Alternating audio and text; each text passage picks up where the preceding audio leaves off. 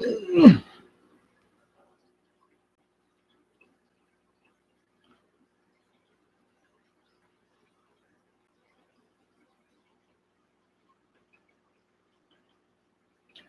right, it looks like we are back.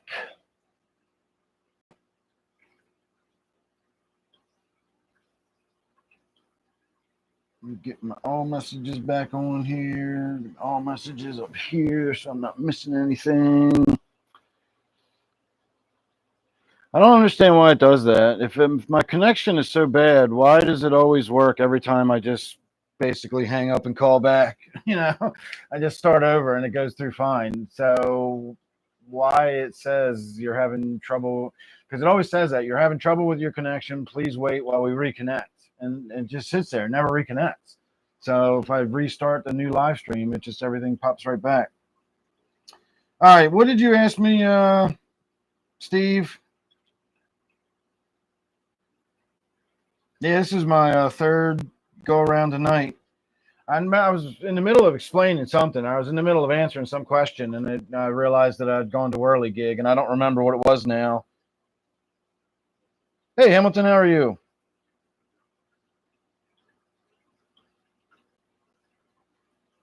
I get 3 times as many likes. This is the third time I've gone live. The first time I went live, I was having problems with my camera. My camera wouldn't connect or turn on, and so I had to end that stream almost immediately because there was no video. You might have gotten audio, but I don't think so because the audio goes through my camera. And if my camera wasn't connected, I don't even think you were getting audio. It was just a black screen. It shows you a lovely picture of my camera, but that's all you get to see what my camera looks like. But you don't get to see what my camera actually is showing you.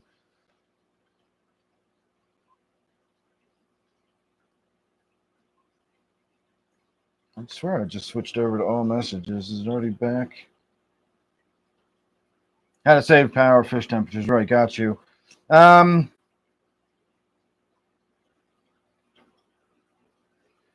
Hey, James, how are you? Thank you very much. I'm having a fine day. So with the temperatures, I was saying that my tanks, none of them are above 80 degrees. The only time they ever get above 80 degrees is in the summertime when it's really hot and the room temperature gets above 80 degrees. The tanks obviously go up with that. Even my discus tank here is only set at 79. So none of my tanks are above 80 degrees. And you can go comfortably, depending on your fish. Most tropical fish can do 75 degrees without any real issue. As far as whether it's more efficient to heat the whole room versus each individual tank, that's going to depend on your room, how well insulated it is, what kind of heater do you have. If it's a room in the wintertime and you're trying to heat the whole room rather than just put heaters in the fish tanks, you're probably going to be working really burning a lot of electricity to keep that whole room warm in an attempt to keep the fish tanks warm. So probably putting heaters in the tanks is going to be more efficient, but that can get expensive. People don't think about it with like the lighting. I'm using like all this lighting in this. I got all these floodlights in here.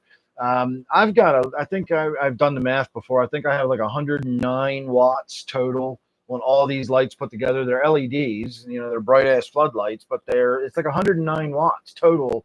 And the Sun filter draws like 47 watts. I've done that on my kilowatt meter. So right around 50 watts is what the Sun filters draw without the UV light turned on. So combined, I've got about 150 watts as this tank just sort of runs. I have two 300 watt heaters in this tank. So I have 600 watts worth of heat going into this tank.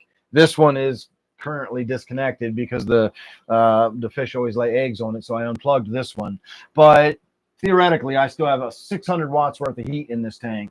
A 40, if I wanted to have a good significant, you're going to probably want a 200 watt heater and a 40. And if you go around the room and you've got tanks you really need to keep heated, that can run up to a lot of wattage. So, depending on how many fish tanks you have and that sort of thing. Now, keeping with the laws of thermodynamics, if you're warming your fish tanks up, your fish tanks are basically going to act as radiant heat sources that warm the room up. And so you're probably still going to be better off heating the water directly and letting some of that heat bleed off into the room than the other way around. Trying to just heat the room and let the tanks absorb that heat is, you're probably working better in the other direction, more efficiently. And lastly, I will say that if you've got two tanks that are side by side, 3 tanks in a row or something, does the one in the middle really need to be heated all that much? If it's got a heated tank on each side of it, a lot of that's going to those tanks are going to heat that smaller one in the middle. So you can think in those kind of terms too. You don't necessarily have to heat every tank in the room just to keep, especially if you've got a tank that's got something like live bears or guppies that can take temperatures into the low 70s without any issues. So keep that in mind too. Not all tanks even need to be kept at 75. Some can be even cooler than that. So you don't have to put as much into heating as a lot of people seem to think when it comes to tropical fish. A lot of people want the temperatures up like at 83 or 85 degrees, and I think that's ridiculous. There's just no need to keep any fish in temperatures that warm, in my opinion.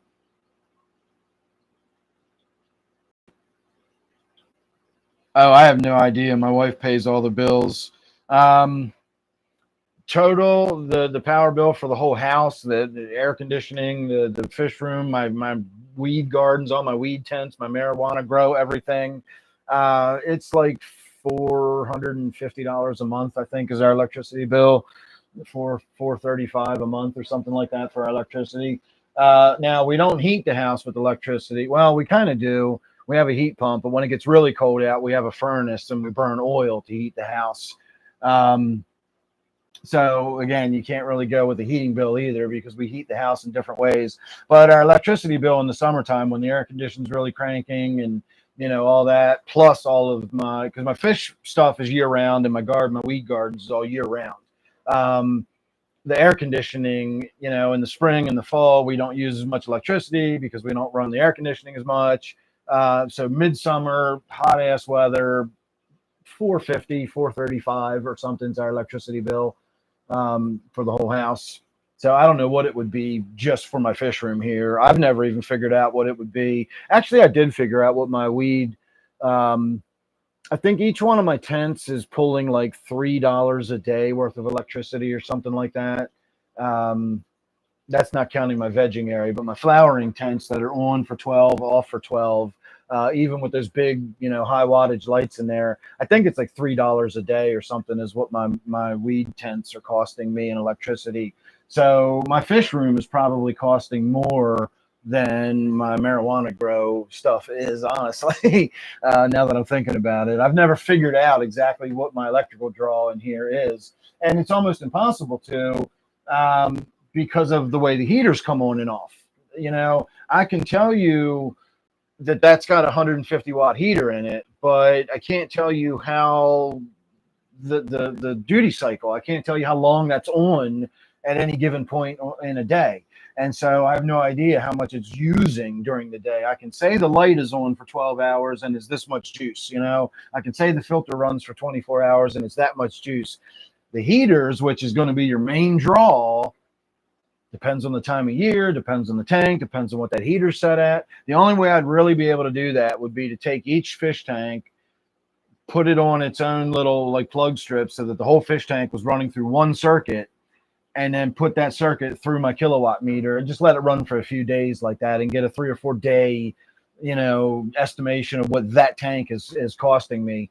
And I'd have to go around the room and do that to every single tank. And then I'd be able to give you a rough dollar figure on what all the electrical costs in here would be. But that's how I would have to do it in order to give you the idea. But wattage wise, I'm probably, I don't know now.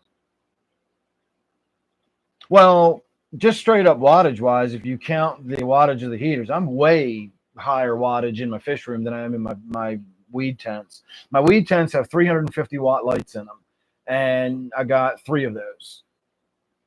This tank has 600 watts worth of heater in it, another 110 with the lights, another 50 with the filter. You know, all three of my grow tents together only have about 900 watts pulling out of them, 1,000 watts pulling out of them. So I've probably got more than that in here, just nominally. Again, how much is being used at any given time, I don't know. But it's a lot. I definitely draw a lot of juice out of here now that I'm stopping to think about it for a minute. Yeah.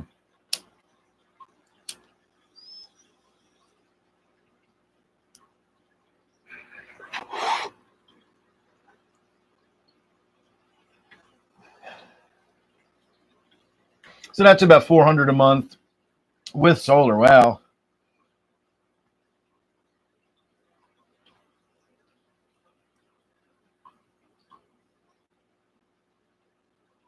All right. Next question. Next topic of discussion.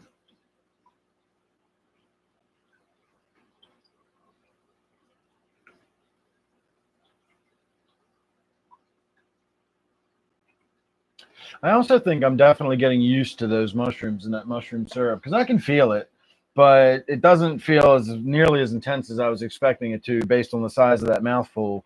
Um, but I ate those mushroom chocolate on Wednesday. I ate the mushroom chocolate again. See, every time I look up there, I still have two mouths on the screen, and then it goes back into one. So this is my third night in a row on that mushroom juice. So I'm probably building up a tolerance to it pretty quickly. All right, let's get back to my YouTubes. And actually, before it gets too much later, it's almost 10 o'clock already. Holy crap. How the fuck did that happen?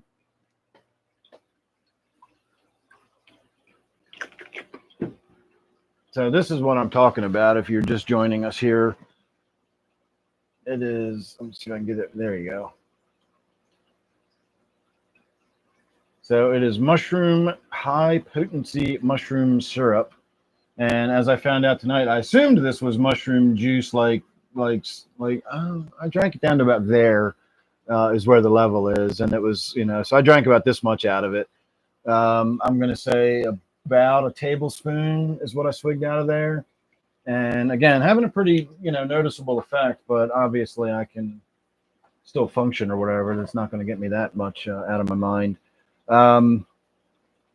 But we found out tonight, or I found out tonight, that this does not have psilocybin in it like standard, magic mushrooms do. It's got some other kind of mushroom in it that gives you a really similar effect, but it's not actually magic mushrooms that if you've ever done psilocybin mushrooms, that's not what's in here. But it's a really, really similar effect. It's really neat. I like it. So I'm going to drink some more.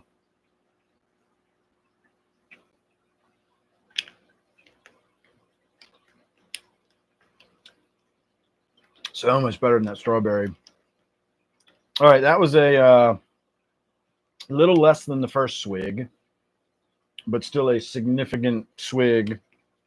So that doesn't put me up to where I probably shouldn't be doing a live stream anymore. I don't know what will. So now we are down to about here. So I've now drank about that much out of this bottle already tonight. This is a $37 bottle of mushroom juice. And that's getting it with my special deal and no shipping and all that kind of stuff. If you just bought that as a one-off by itself, it's almost $50.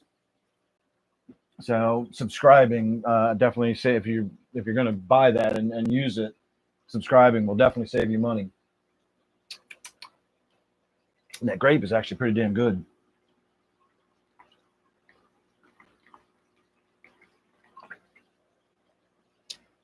Almost ashamed to wash that away. It tastes like a grape lollipop. It's actually really good. I'm definitely not going to chug it. I would be fucking wrecked if I drank that whole bottle. Good God. Morning, Driftwood. How are you? I saw your name popping up after we were whirly gigging the last time, and so I didn't say hi, but hello. I'm glad you made it to the next one. This is our third attempt now.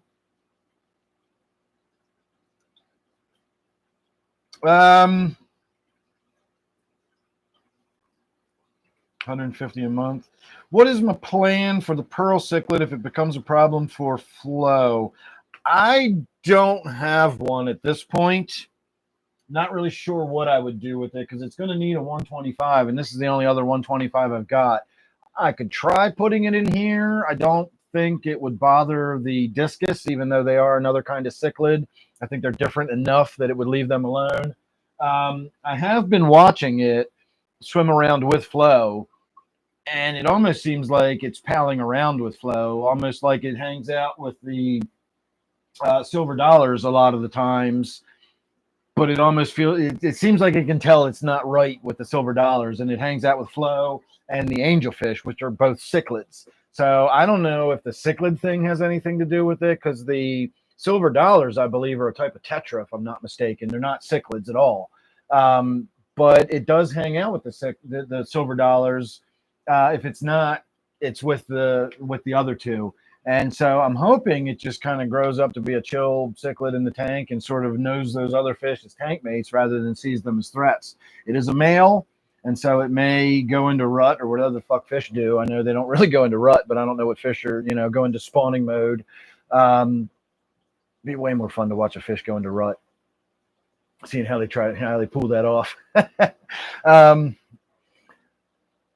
Yeah, I don't know. I don't really have a plan for it, so we'll just have to play that by ear. Worst case scenario, I can always take it down to House of Tropicals, and they'll take it off my hands for me, or maybe a local viewer, somebody nearby will want to do it or something.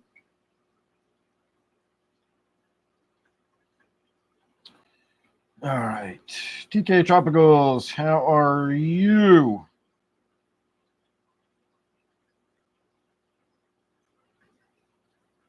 $210 a month.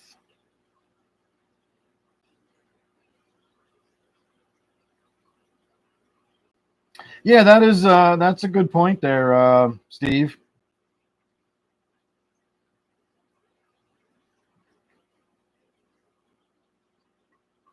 Yeah, they get really, really aggressive. I'm telling you, I've never had a fish as aggressive as the sunfish I've kept over the years. Those bastards are crazy aggressive. Now, I've never kept a jaguar cichlid or any of those kind either, but sunfish are crazy territorial, and something the size of a 125 for a sunfish that's even coming into its own, not even like a full grown big ass sunfish, even something like that size in nature, the few square feet that is the inside of that 125, they make bowers that are 3 feet across, and if you actually did the square footage, it's probably as much square footage as in one of those 125s, and that's just its little bower, and it will defend well outside the perimeters of that bower. In nature, those bowers are spaced apart. They do them in groups, like in the whole area. You'll go back into a cove, and the bottom of the cove will look honeycombed with these holes in it, and they're bowers from these sunfish. But even those, like one edge, does not start the next hole. There's space, and then there's the next distinct hole next to it. And you get too close, they will come out of that hole and chase you the fuck away. So if you got a sunfish that's starting to get a little bit mature, even in a 125, it just turns into a nightmare. That's why I had to get rid of that last one. I was going to just throw it back where I got it, but Melissa, who was a regular viewer at the time, she wanted it, and I wound up making arrangements to meet with her ex-husband about halfway. She lived down in Virginia, and I kind of met halfway between Southern Maryland and here to meet up with her ex-husband, and I gave it to him, and then he got it eventually down to her. So as far as I know, that sunfish I had all those years ago is still alive. The Mayan cichlid that I had in that tank too, once upon a time, was really got aggressive as shit, and I shipped that out to a friend of mine out in Ohio who sort of lost touch with. It's not that we're not friends anymore; just don't really chat with them anymore. Online kind of thing. It wasn't an actual friend in real life kind of person. So as far as I know, last time I talked to them, which was 6 months ago, maybe, that Mayan cichlid was alive and well. He sent me pictures of it. It's like that fucking big. It's a bastard. But he also has jaguars and stuff like that, so he's used to the aggressive large cichlids. That's why I shipped it to him. He said, "Hell yeah, I'll take it." So he got himself a nice Mayan cichlid out of the deal. We split the shipping. That was $80 to ship it to him. All right, Iceman, thanks for stopping by. Good to see you again.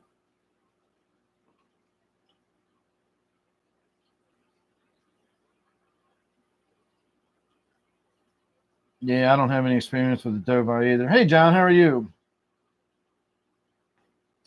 7 rainbows and a 75 with this song. It sounds like it's going to be some kind of math question.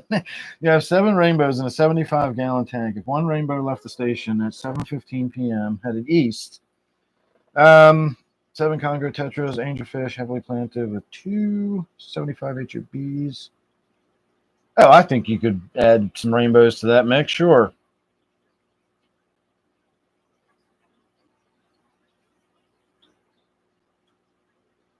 Thank you, Zini. Good job there. Perfect timing. Laura will be proud.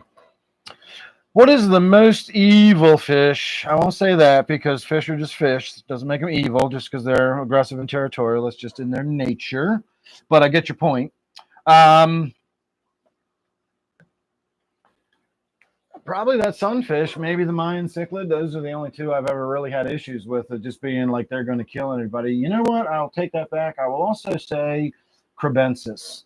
My 40 over there started out as my African tank, and I had started with my Congo tetras in there. My little Tenopoma was that big when I bought it, and that eventually all got moved into this big 125. But it started in a 40, and if you're going to do an African themed tank, I put a pair of crebensis in there, and they paired off and had babies. And holy shit, they had every other fish in that 40 huddled in a corner, terrified. If they even moved out of that corner, that male was just on them. If he could have kept them in the next room, he would have. But they got as far up into that corner away from that fish as they possibly could. I actually set up a separate tank and took the crebensis out and put them in a separate tank. And all the other fish were like, "Oh, sweet Jesus, thank you." It was those fish were terrifying. They were about that big, and they had every fish in that tank just terrified. So those were probably ounce for ounce. Absolutely, those were the worst. But the sunfish, again, super hyper aggressive. And that Mayan cichlid, I remember, was getting really problematic, and I got rid of that altogether. Shipped it away just like I did with the sunfish. Other than that, the other evil fish I had, which again, it was just on its fish thing, but it did kill some of my very expensive angelfish, was a fucking Chinese algae eater, and it was latching onto the side of my angelfish and scraping on them to get the slime coat off. And it killed 2 of my angelfish. One of them was my albino red eye pearl scale. So, I mean, it was like a $50 angelfish, and that Siamese algae eater killed it.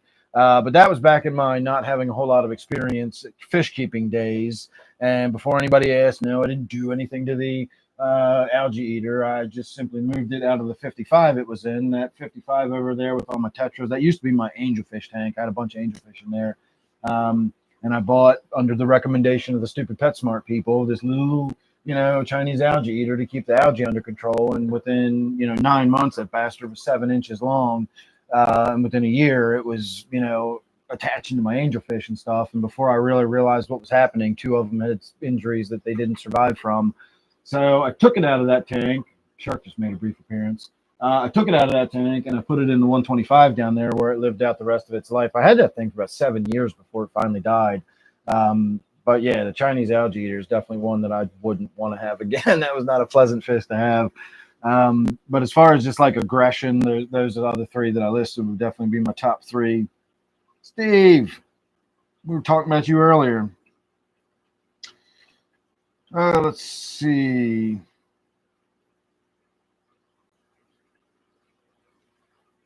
Well, that would probably be true there, Eugene.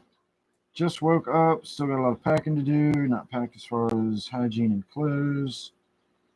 So it's etc. Then you're loading the car. Yeah, I said that you might be listening on your drive up there. I knew you were leaving today. I just didn't know when. And for all I knew, you just had the live stream playing while you were driving, heading north.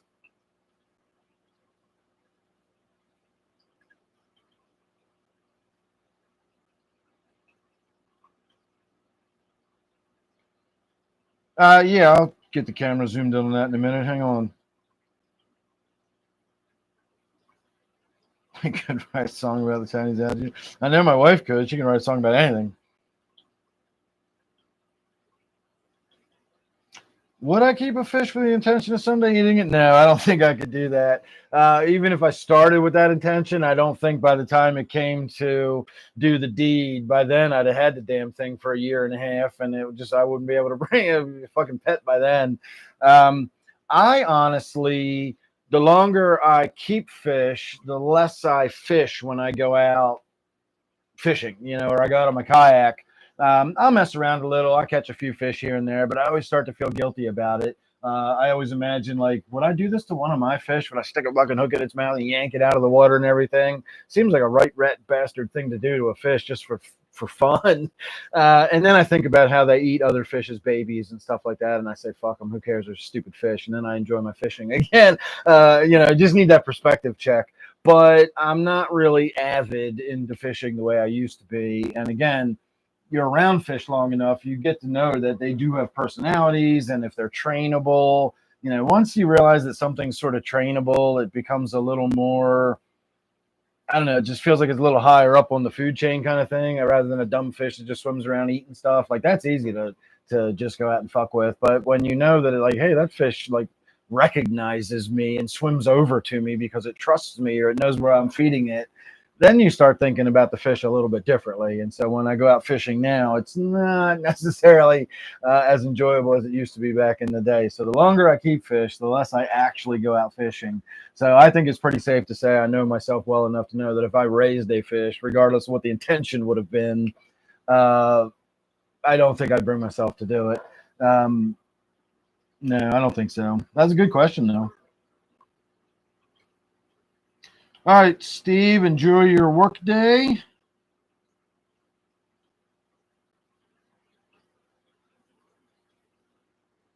Ah, you're leaving tomorrow. I got you. Well, that's better than driving up there all night. While I do prefer night driving, and every time I used to go to Florida, I would always leave at like this time of night and head down there. It's definitely safer to drive during the day, but it's definitely more enjoyable to drive at night.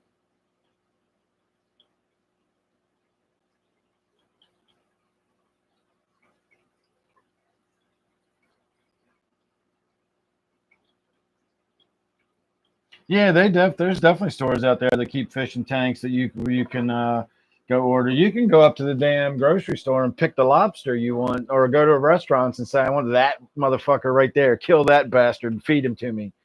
If you're into that sort of thing, you can.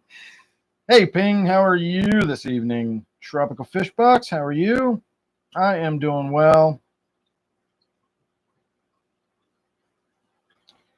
Clown plecos, yeah, they're pretty good algae eaters. Same question with a dog. No, definitely not. Mike, a butterfly koi staying a 20. If you keep the temperature low and you don't feed it a lot, you can probably get, you could measure it into months, but I would still think maybe less than a year.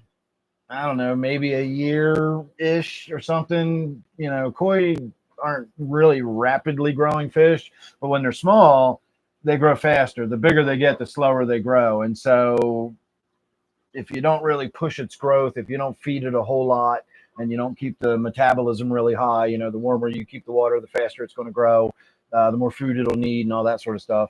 Um, I'd say maybe up to a year. I'm just guesstimating. You might get longer than that. I don't know, but don't think about it long term. It ain't going to be 4 years by any stretch of the imagination. My koi in here are only a couple or 3 years old now, and I mean I have some of them in here, butterflies that are this long now, and I bought them at PetSmart at $8 or $10. And so in a couple years they're 9 inches long. Those things are way beyond something like a 20. I wouldn't even put one of these in a 40. Come on, cat. I'm glad to hear it.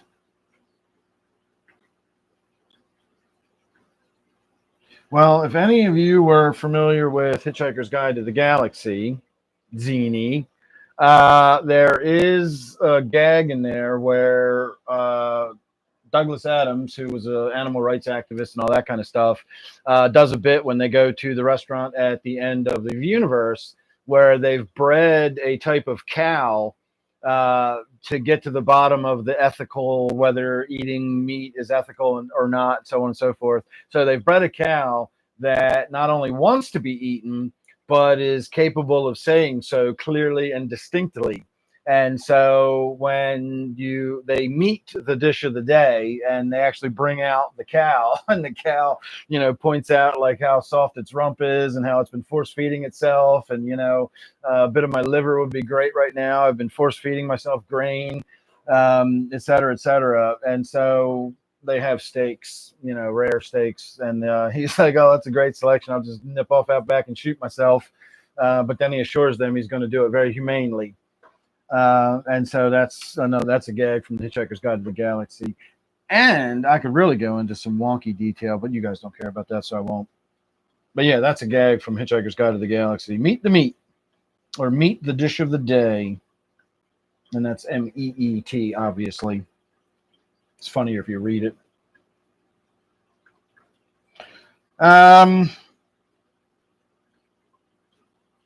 I'm not spoiling anything. I didn't give anything away from the plot. It's just a gag. It's just a bit that's in there. There's like 4 different bits that are currently running side by side during the whole restaurant at the end of the universe, including the restaurant at the end of the universe itself is a big running sort of play on words gag, because it's not at the end of the universe distance-wise. It's at the end of the universe, like right when the universe is about to explode, the end of the universe.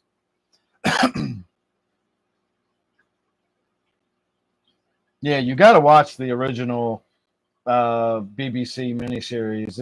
It really is the best out there. I have to recommend that every time I talk about it. And if you want, I'll talk about it.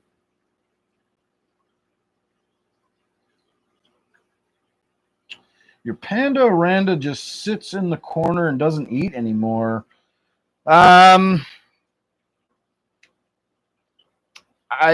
Like any other signs or symptoms? Does it have stuff growing on it? Is the tank temperature really cold?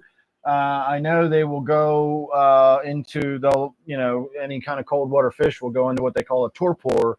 It's not quite hibernation, but they don't really eat like koi keepers that have ponds, outdoor ponds or whatever. Once the temperatures go below like 55 degrees or something, they stop feeding their fish because the fish just don't eat anymore.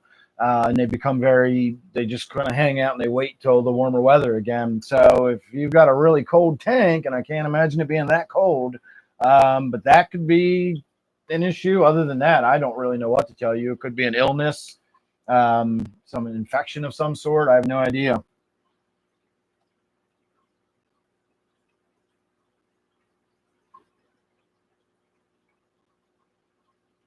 And I don't know if you heard earlier or not, Steve, since you said you just woke up, but Christopher pointed out that the mushrooms syrup that I'm drinking tonight does not contain psilocybin. It's some other kind of mushroom that contains a similar ingredient, and it gives you a very similar experience, but it's not actually a real true mushroom trip.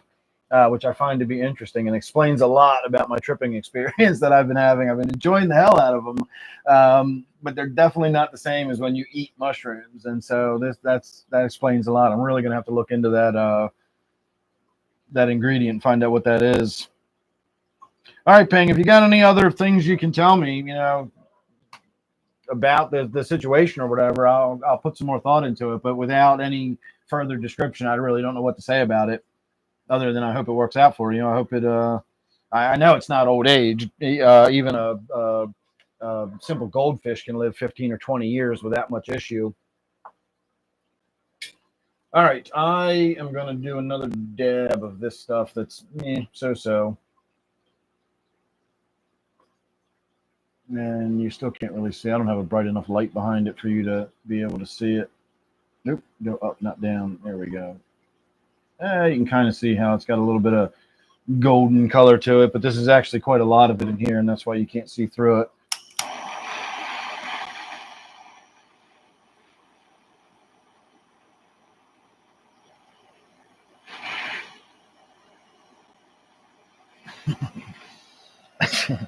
I was noticing that in addition to how cool this flame looks, I was noticing how neat my hand looks.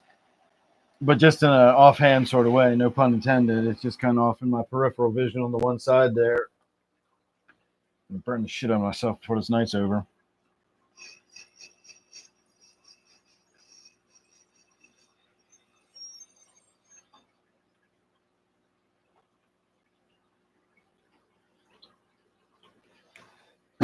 That was a dab. Damn. Wow.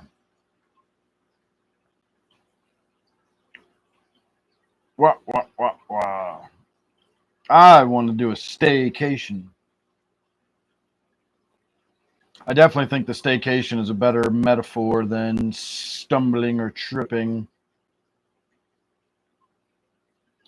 All right, everybody, it's after 10, so we now officially are into overtime. So let's talk about something. You got to give me some topic to discuss.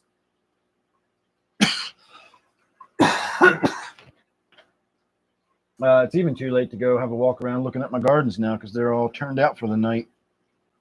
I can go get a light and show you what this actually looks like with some light behind it, because it really did turn out a lot better than I was expecting it to.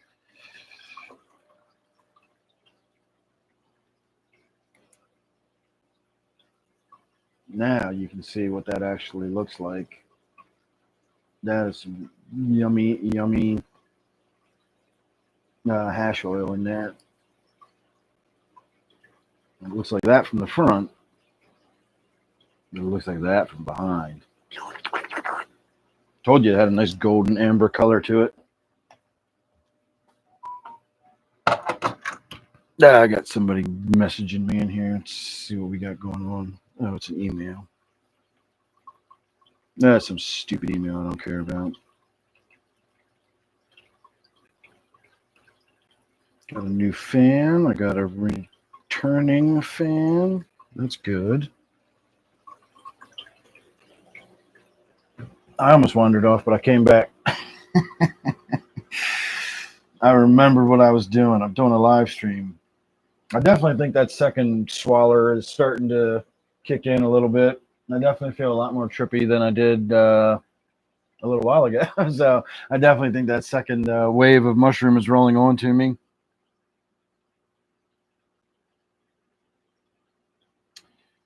All right, Ping, I wish you the best.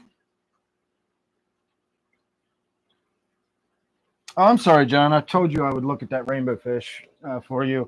That's probably about 7 years old, I think. They're millennial rainbow fish, but they're albinos. And so the dark one here is the male, and the other ones are the females. And they're about, I don't know, 6 inches long, maybe. The male is a chunky little bastard. He's about a 3/4 of an inch thick down the middle. And I like how they, I don't know if you'll be able to see it or not. See how his back breaches the surface? Look how far out of the water he sits. He literally sits with his hump up out of the water as he swims around near the surface. It's like a damn dorsal fin of a shark.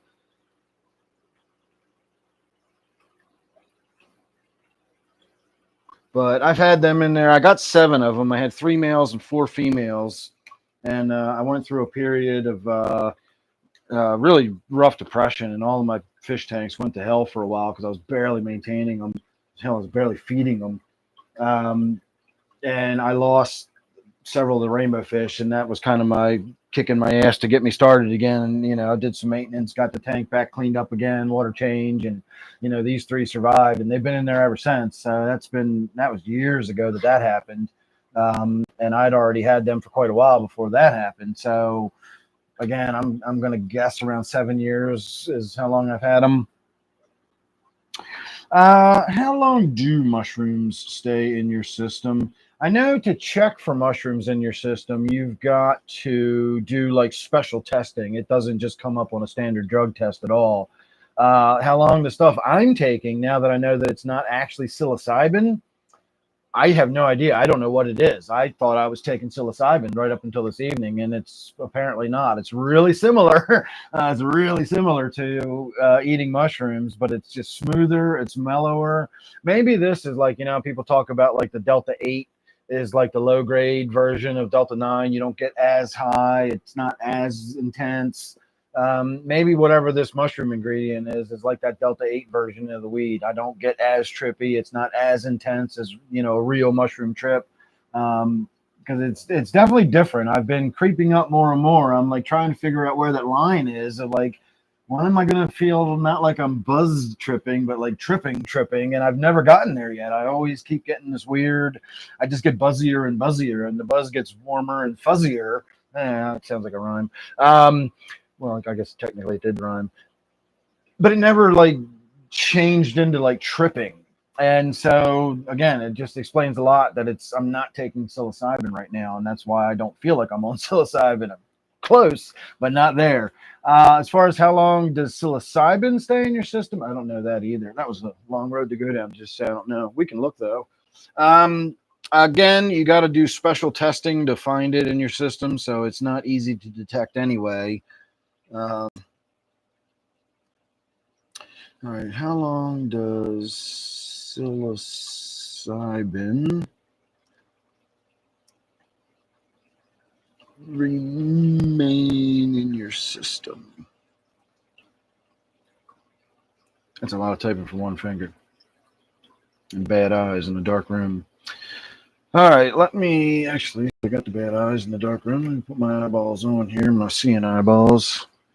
These. Oh, look at that. I can read. Might look like a dork, but I can see what I'm doing. All right. Psilocybin, the psychoactive compound in magic mushrooms, or shrooms, is rapidly metabolized by the body into psilocin. Psilocin is the substance responsible for the hallucinogenic effects and is quickly eliminated. The half-life of psilocin, meaning time it takes for, I guess you guys know what half-life is approximately 50 minutes. Wow. So in your blood, it lasts up to 15 hours. Your saliva, 12. Urine can be 12 to 14 hours, can be up to 72 hours after heavy use. Hair follicles, up to 90 days through specialized and less common testing. Higher dosages take longer to eliminate. The potency of the mushroom matters. Frequency of use matters. Your metabolism matters. Age, body weight, blah, blah, blah. All that kind of stuff matters. So not long is your answer to sum that up. Wow, not nearly as long as I thought. I mean, it's completely flushed out of your system. Kendra! Completely flushed out of your system within even your urine after heavy use within 72 hours. So you could go on a mushroom bender on Friday afternoon and still pass the drug test Monday afternoon, provided they even tested for it. But if they tested your urine for it, which is where it lasted the longest, well, with the exception of hair, but again, it's a highly specialized test, and like you got to get like double secret clearance with the FBI or something before they're doing fucking hair follicle tests to find out what's in your system. But they can find out a lot of shit that's in your system by checking your hair follicle. It's like a fucking tree rings or whatever. Like as your hair grows, the traces of or not tree rings, the core samples. Like when you go down through the layers of minerals, you can tell what the pollen was and what the atmosphere was like at each layer. They can kind of do the same thing with your hair follicle. They go down and they can see what, just exactly how long ago, based on how much your hair grows, how long ago you did this drug or did that drug. But again, that's super highly specialized testing, and I doubt any of us ever have to worry about that shit. Oh, thank you, John. Appreciate it. Kendra, hello.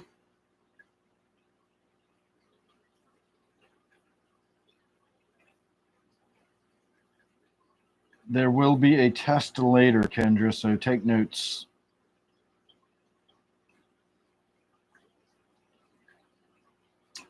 All right. I almost dropped you guys, but I caught you before I even dropped you. That was pretty close. And then I just saw it happen in the monitor. That was extra cool. You see the lightning fast reflexes? The tablet started to slide out of my hand, and I actually jerked my hand under it and caught it again before it actually fully slid out of my hand. That was amazing. At least it felt pretty amazing to me, although pretty much everything is going to start to feel amazing from here on out. Be the best live stream ever. I'm definitely not doing 6 hours like we did that one night, but that was on real mushrooms. I was actually eating fucking psilocybin mushrooms then.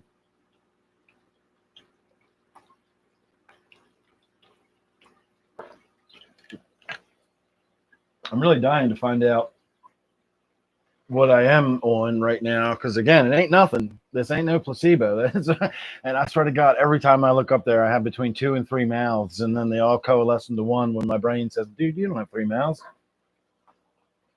So it's doing that to me.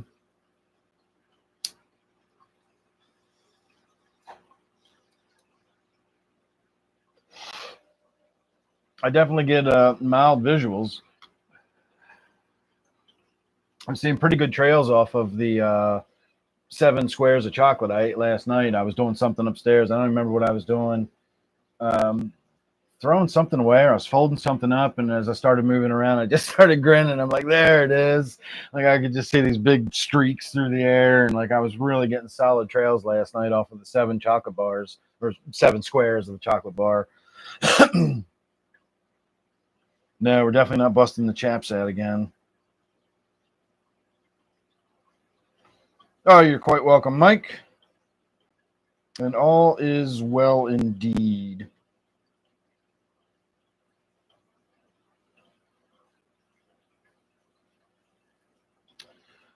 I'm not sure about that, but we can look that one up easy enough too. Zini, I told you that we were never going to do those chaps again. You knew that was a one-time deal. You were fortunate enough to be here to witness that glory. Is parrotfish one word or two? I'm going to start out as one word and see where it goes. Yep, that's one word. Parrotfish PH.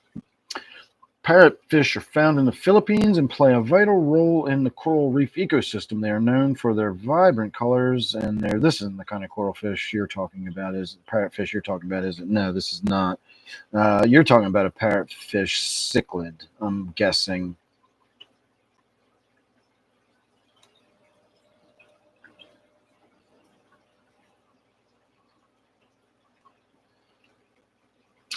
Parrot cichlids, or blood parrot cichlids, that's what you're talking about, are hardy man-made hybrids that can tolerate a wide range of water parameters, but a stable pH between 6.5 and 8 is generally recommended for their well-being.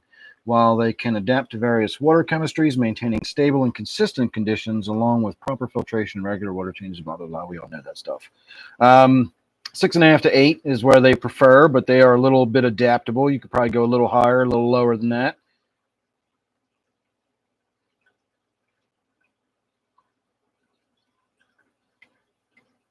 Hope, the greatest of all treasures. Nope, it's the greatest of all treasures. And that is not me. That's Terry Pratchett. That's from one of his books called Going Postal, which is one of my favorite Terry Pratchett books. Hope is mankind's greatest treasure. It's where I get the whole expression about jam tomorrow. If you give a man jam today, he's just going to be hungry again tomorrow. But if you promise a man jam tomorrow, you can make that man work for you for the rest of your life. And never give him the jam, basically. So it's always the hope of, the cheese being just around the next corner or whatever. So again, if you read the story, it goes into a lot more of an explanation of how hope is the greatest of all of mankind's treasures. God, he was a brilliant writer. I should start reading my Terry Pratchett books again.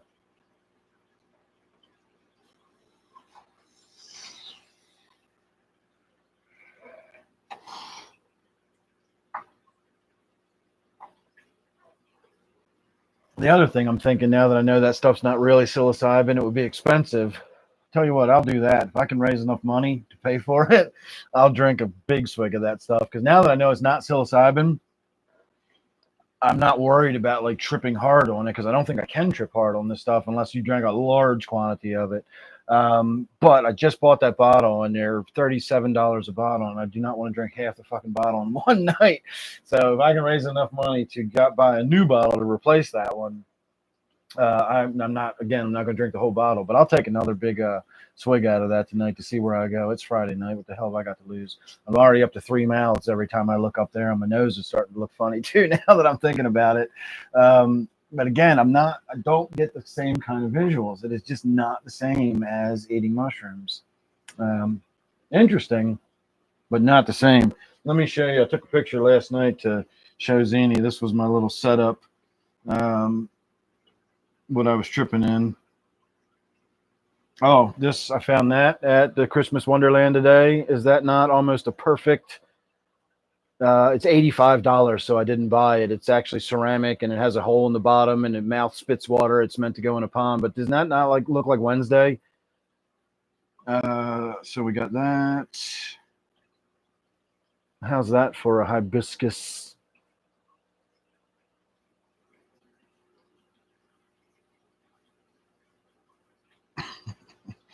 That was for another friend of mine. Oh, that was for the missus. I never did show her that. Oh, remember I told you guys about my little squirrel Stumpy? There's Stumpy. Look at his little stumpy tail. So the end fell off completely, but the part that is still there has grown back in and looks nice and fluffy, but it's only about that long, and that is really, really short for a ground squirrel.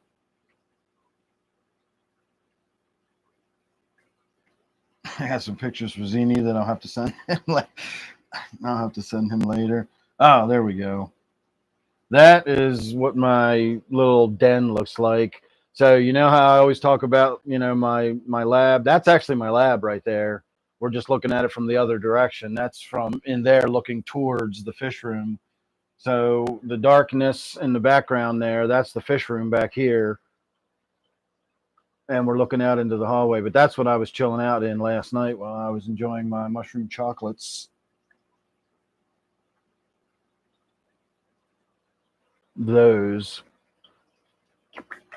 They were good. Nope. That's my bee sting. Definitely nope. All right, let me put my Photos app away before I get myself in trouble. You guys are going to see something by accident that you were not meant to. At least not for free.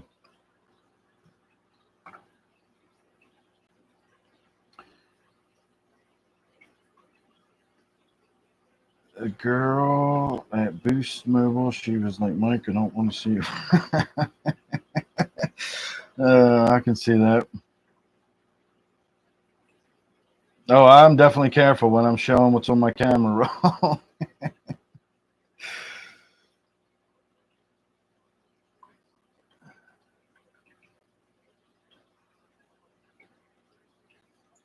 Do what now? Sell them real small at PetSense?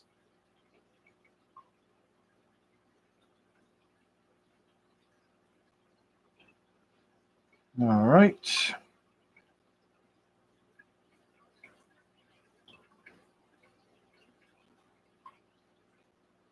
Those chaps are still down in the basement down here.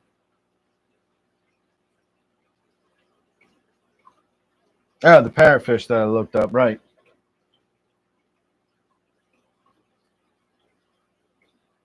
It's going to get sketchy from here on out, just from what I've already drank. So I'm definitely feeling the second effect. What has it been? Almost an hour since I drank that second swig? No, it hasn't. That was like almost 10 o'clock. I remember saying it was too close to 10 o'clock. What time did I drink that second swig? 20 of? So it's been almost an hour.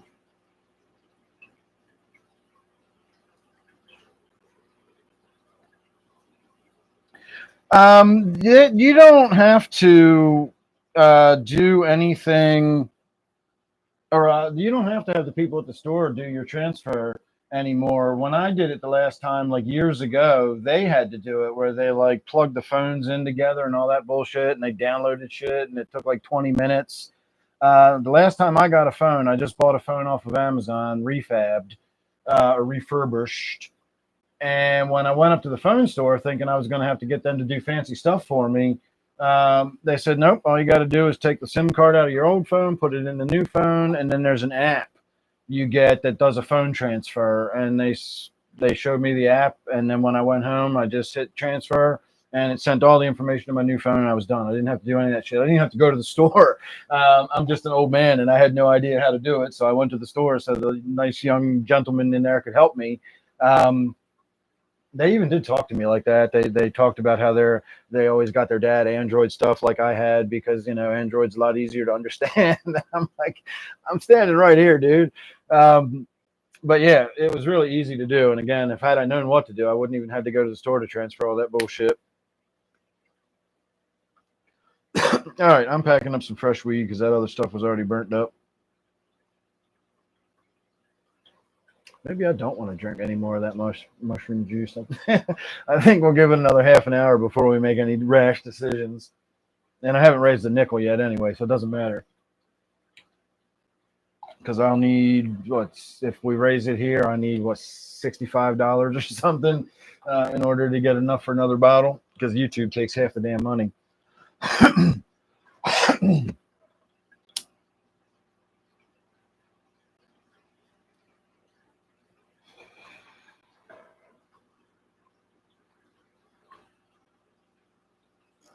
I am dead, you.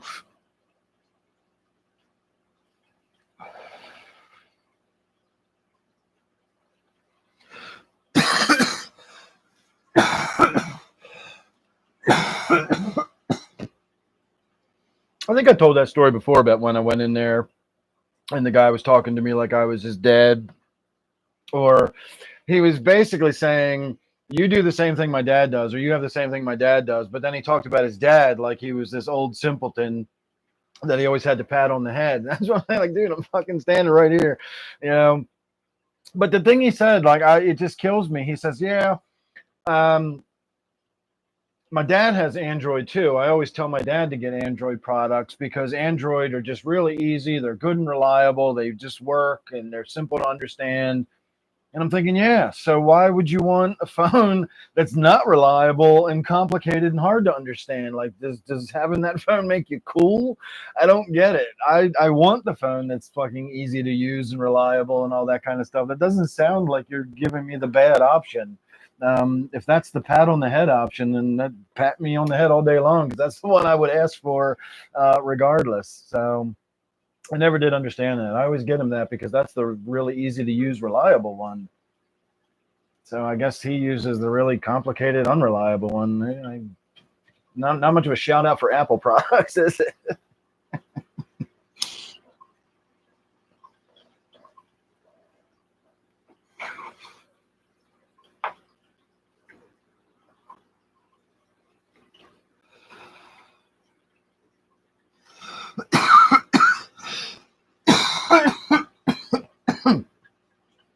Zini discovered Timu. Nice. Yeah, I've never had an Apple product. I think Apple's junk. Apple is status. Yep.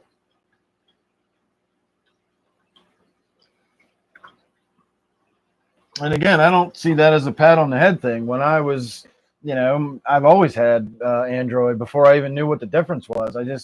When I learned about like Apple and you needed special chargers and all this, I was like, what the fuck? Why don't I just get the normal one that just works and you can plug it in? And I've just always gone with the one that just works and you can plug it in. I'm not a fan of Apple products. Never have been.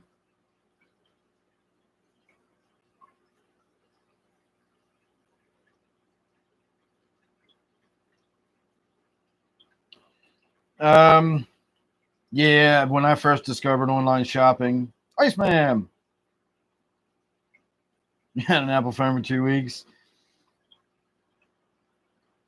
Shamu, I'm not talking shit about him, but I will say these few things. He has contacted me on a few occasions. This is where I really began to understand how, like, I don't get Apple. Like, because he's an Apple person. He's always bashing me and making fun of me for using Android or whatever. He has told me some of the most dumbest shit that is so basic that my Samsung phones have been doing since like 2015. I remember recently the other day he sent me a text. He was really excited. There's this new feature his Apple phone's doing. When you're in the middle of shooting a video, you can hit the pause button and then, do something for a few minutes. And then when you hit the pause button, it just starts recording again. And I'm like, yeah. And like, I'm waiting for the exciting part. My phone, ever since my phone had a camera that recorded video, that's how that works. Like, you just hit the pause button and it pauses the video. And when you hit pause again, it unpauses and starts recording again. That's just how fucking video cameras work. That's now apparently some exciting new thing you can do on an Apple phone. They've just started doing that in 2024, I think. The fuck? Like, when I was a kid and I had a camcorder, it had a pause button on the record. You hit it and then you could do shit, and then you hit pause again and started recording again. He acted like that was some big new feature. And there's been a couple things that are like that. Like, there's really, really basic stuff about like the way I can sort through my Photos app now, and I can actually see all my photos in one place, or, just some basic shit like that. That's apparently like a new feature they've unlocked on Apple or something. So Apple can go suck a bag of dicks as far as I'm concerned. I've never been interested in Apple products.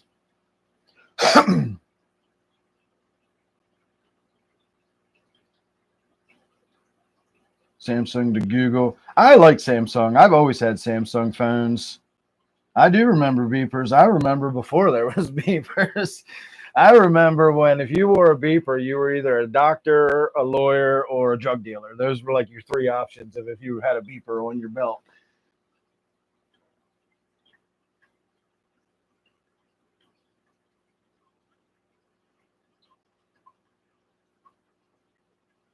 Yeah, I definitely remember the beeper days. We could go through a whole slew. I often do because I'm an old man and I do that kind of stuff.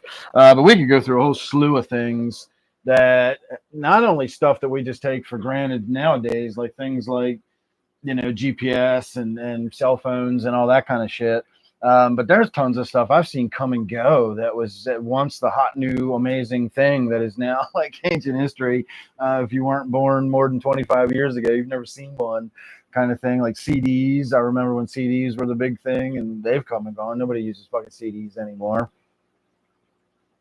Boom boxes, CD players. Although I do have a boom box and I use it a lot. When I set up my big pleasure den in there with all my colored lights and stuff, when I'm tripping later at night, I actually have a hook behind me where I can hang my boom box. So it's sort of right behind me. And so I still get the stereo effect and everything, but it's not the same as having the headphones on, because with the headphones, I just feel too isolated. Like a monster could creep out of the shadows and sneak up and I'd never hear it coming. Um, so I don't like the headphones when I'm tripping, even on this weird mushroomy, whatever these mushrooms are. I don't feel like I can say I'm tripping anymore now that I know I'm not actually consuming psilocybin. That's going to fucking bother me until I know what this shit is. But yeah, I do still have a boombox, but it's a Bluetooth boombox. You just turn it on and connect it to your phone or whatever you're listening to, and then it just plays the sound from that. So even that's weird and different for an old man. my pleasure den. I just showed you the picture of it. Does that not look like a pleasure den? You wore a beeper on call. I had a beeper when I drove a truck for Southern States, and it was before cell phones were common. And it was a swank beeper that actually scrolled messages across it. You could get really basic messages on it. And that's how I would get my dispatch at the end of every day. They would send out the dispatch over this fucking beeper thing, and I'd get the message, and I'd have to read this fucking little cryptic ass message as it scrolled across the little tiny beeper screen. I remember all that shit. My very first cell phone, it had a carrying, it was a bag phone. It had like a battery and a cord attached to it. And, I carried a bag around with me with my cell phone in it.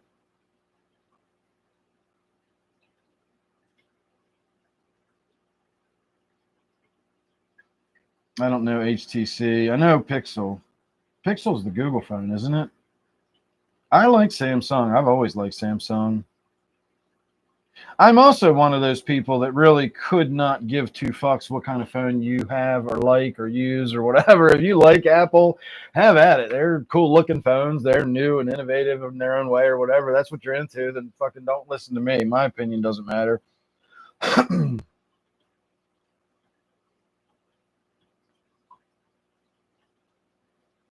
Yeah, what are you gonna do with your Alice in Chains CDs? Oh yeah, I definitely remember the old payphones. Yeah, pick up the second line in another room and listen in. 2014 comes with a CD player. You can buy CD players now that you can connect. I think you can anyway.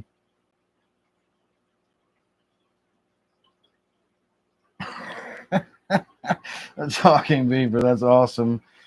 That's funny.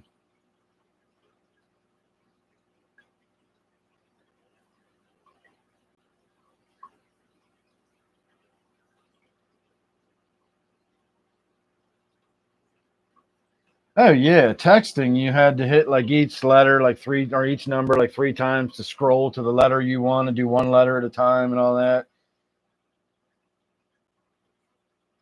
I remember. I'll tell you my first car phone story before cell phones were a thing. They started out in cars and they were hard mounted, like on your dashboard. Like you hung it up when you were done. You picked it up and the dial pad was over here on your dashboard, and so you had a technician hardwired. There was wires that went up under your fucking battery and all that shit. Um, but we got a phone call one day from my uncle who lived about 15 minutes away from us. Um, and so the phone rang. My dad answered it. It was his brother, my uncle Richard. And he said, "You mind if I stop by? I got something I want to show you." My dad was like, "Yeah, sure, come on over." And so he gets off the phone. He's like, calls into my mom, says, "Richard's coming over. He'll be here." And like, ding dong, the fucking doorbell rang. We were like, "What the fuck?" We all started laughing, like, like as if that's him. It was clearly somebody else was ringing the doorbell, and it was just coincidental that my dad was just saying that my uncle was coming over. And we opened the door, and it was my fucking uncle standing there, and we didn't understand how he got there. He materialized at our front door. He was just on the phone with us seconds ago. Like, how did he get here? From his house. At the very least, there's a payphone all the way at the corner at the end of the block. Like, how the fuck did he just get here? And so the thing he came over to show us was this new phone he had installed in his car. My uncle had money. And we all gathered round, and we were just dumbstruck by the fact that he had a phone in his car, that he could just make a phone call while he was driving around and talk to people. And that's what he had done. He was sitting out on the front street and called from the front street. And so he hung up the phone, got out of the car, and walked down and rang the doorbell. Blew our fucking minds away. He got a big kick out of it because he got the reaction he was expecting. I'm sure a bunch of fucking shocked faces when we opened the door and he was standing there. But that was my first experience with a mobile phone of some sort, and even that was still kind of hardwired to his car.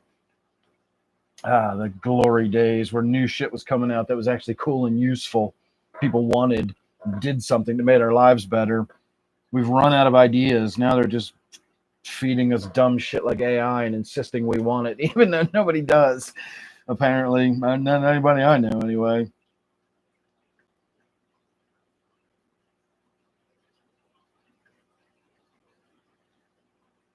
Yeah, the changes in the past few decades have been astonishing.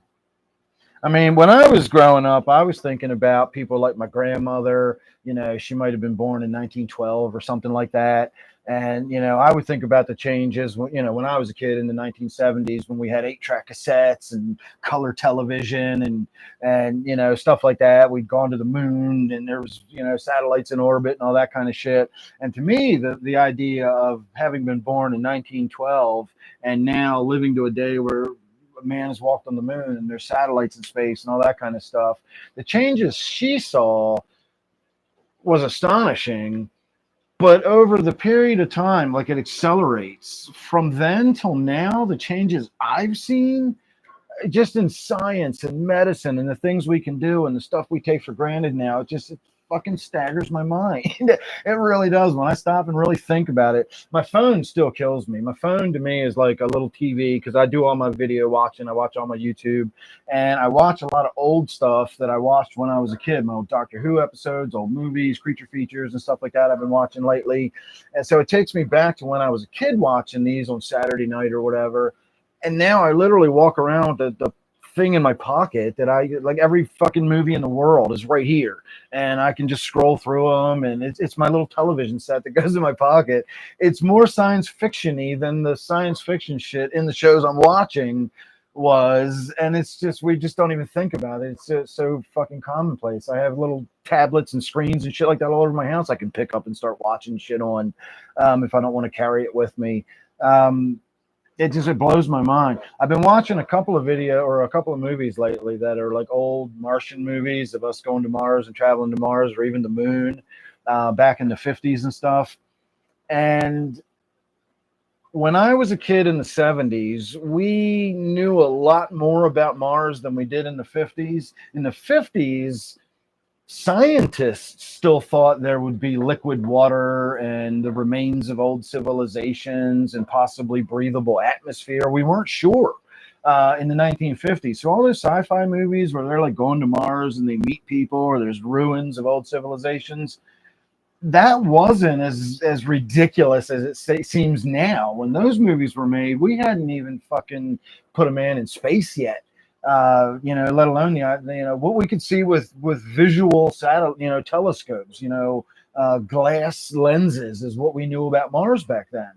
And so the sci-fi is not that insane when the scientific community kind of didn't really know what was really going on Mars. By the time we got to the 70s, we knew that there was no life on it or atmosphere, but there was still a lot of people that speculated we'd find past life or fossilized life where dried up oceans had been and that sort of thing. And while that may still happen someday, it obviously is not abundant in the way we were thinking, back even as recently as the 70s. So even those kind of changes and what we know about space and shit like the Hubble, when the Hubble Space Telescope came out, that was fucking insane. And now what we're finding out with the James Webb and everything, again, the changes I've seen in the last, or even some of you guys in the last 20 years, the changes you've seen have been just astonishing. And they're happening so fast, you don't digest them as change. Just constantly learning new shit is just the regular state of being. Once upon a time, you went long periods of time with a status quo, and then there would be this new leap. Somebody really learned something or discovered something, and there'd be this sort of paradigm shift in the way we thought about science and stuff like that.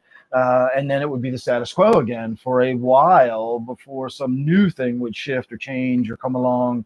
A big breakthrough in technology or a big medical breakthrough, or when we first sequenced DNA, or we first did cell phones, or we first did computers. Like all these firsts happened and then became the norm until the next big thing. Now shit just changes constantly. It's the rolling expectation that things are just always going to be new and changing and getting better and upgrading. So you almost don't even notice it's happening anymore. I forgot the moon landing was fake, because how could you land on the moon taken off of a flat planet?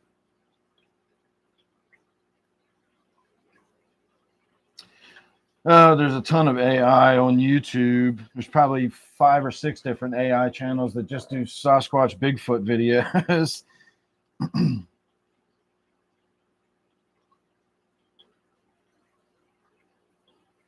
Yeah, the rockets that go up and then come back down and re-land, and they refuel them and they go back up again. That used to be the space shuttle. We'd launch the space shuttle. It would do its thing. It would land again. And in 2 weeks, you could have it refueled and prepped and ready to go back up. I miss the space shuttle. M&C, how are you doing? Yeah, changes in the last, again, even changes in the last 20 have been staggering. Hell, we could have a whole fucking live stream talking about just the impact the internet, singularly, just the internet has had on humanity. And I don't think there's any way we could even quantify that. Like experts don't even know how to quantify that shit at this point.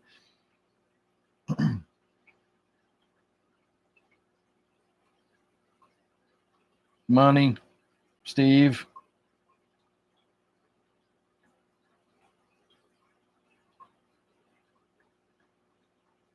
Yeah, type in script to be able to play the game. Well, there was a hiatus after the shuttle went boom. I actually saw that live when I was a kid. I was home from school that day. Not that that would have mattered. I mean, there was a school teacher on it, so kids all over the country like were taken out of class and taken to auditoriums, and they were watching it on the screen. And big, I was homesick that day, and I was watching it on TV live when the space shuttle blew up, and that definitely put a setback to it. But that wasn't the end of the shuttle program. It's a lot more complicated now, and I have to start talking about politics, which I'm definitely not in the fucking frame of mind to start talking about politics right now. But politics and money is basically why the space shuttle program ended and why NASA is a shell of its former self, and we fucking outsource and subsidize and pay other people to do all our shit for us now. But that's where we are. Bob.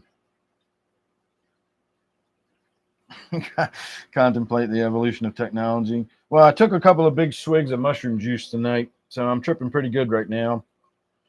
Rolling along for whatever the flavor mushrooms I'm taking. This is a pretty good solid version of it.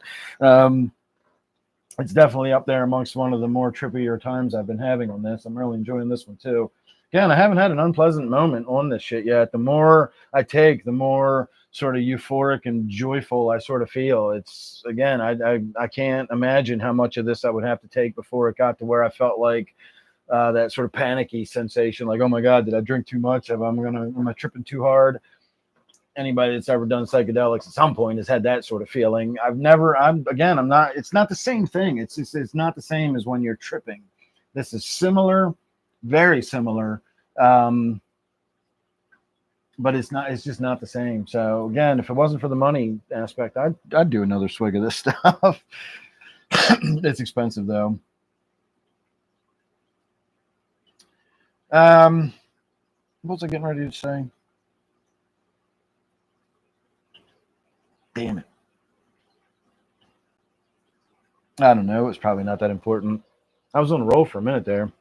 You get me reminiscing about old man stuff. I'll tell you about old man stuff. You give me a little while, I'll be outside yelling at clouds, telling the squirrels to get off my lawn. I'm that close. I'm the proper age physically. And if you actually look at where I live and if you look at all my demographics or whatever, I really should be that guy. I've just never grown up mentally or emotionally. So I'm still basically like the idiot 20-year-old that I've never grown out of. And yeah, so I'm not quite to the yelling at clouds and telling the kids to get off of my lawn yet, even though I look like I should be. But I'm rapidly heading in that direction. I think the longer I live out here, the closer I get.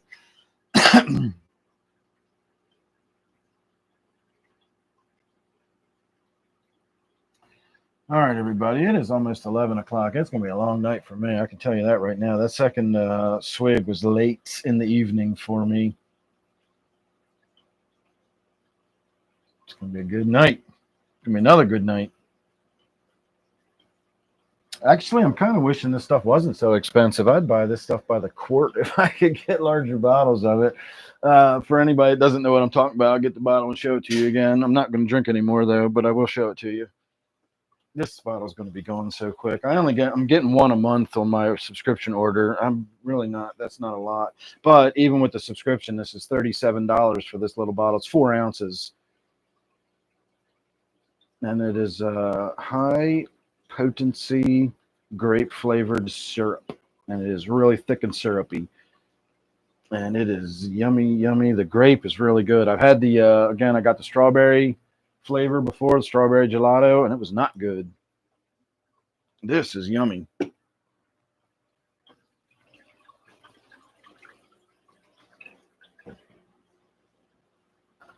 Yeah, it's pretty potent stuff too. I do like it. I do indeed. I will not be drinking more. Especially this time of night. It's already 11 o'clock. I should actually be winding down, getting up into first position. I don't want to stay up too late. I guess it is Friday night. I don't have to end it too soon. I'm so fucked up on my days. I told you, well, I don't know if you were here early or not. Can you see it? Oh, no, I scared him away. Never mind. I started looking at the camera, and he's gone. I think he was there. One of my chocolate zebra plecos was right there up against the glass. I was going to try to give you a again. At least I think he was up against the glass. Sure, looked like he was up against the glass. Um, no, these mushrooms definitely don't give you those kind of visuals. If I'm lucky, I get a little bit of some trails, and I'll get some little pings and twangs and stuff like that here and there. The best I've experienced off of these kind of mushrooms, not real mushrooms. The first batch I got, I'd eaten 6 squares of the chocolate bar, and I was out in the yard in the sunshine one afternoon, and a black butterfly flew by, and it left a squiggly black line in the sky behind it. And I was like, there we go. And then that was it. I was expecting like the visuals and stuff to start rolling in. And that was it. I had little pings here, little twangs there, little things moving around and little stuff like that, but no real visuals. That the black squiggly line through the air, I should be seeing all kinds of shit like that, on a good strong mushroom trip. So that's the best visuals I've gotten, other than maybe the trails that I got last night. I did get some pretty solid trails last night, so that was fun.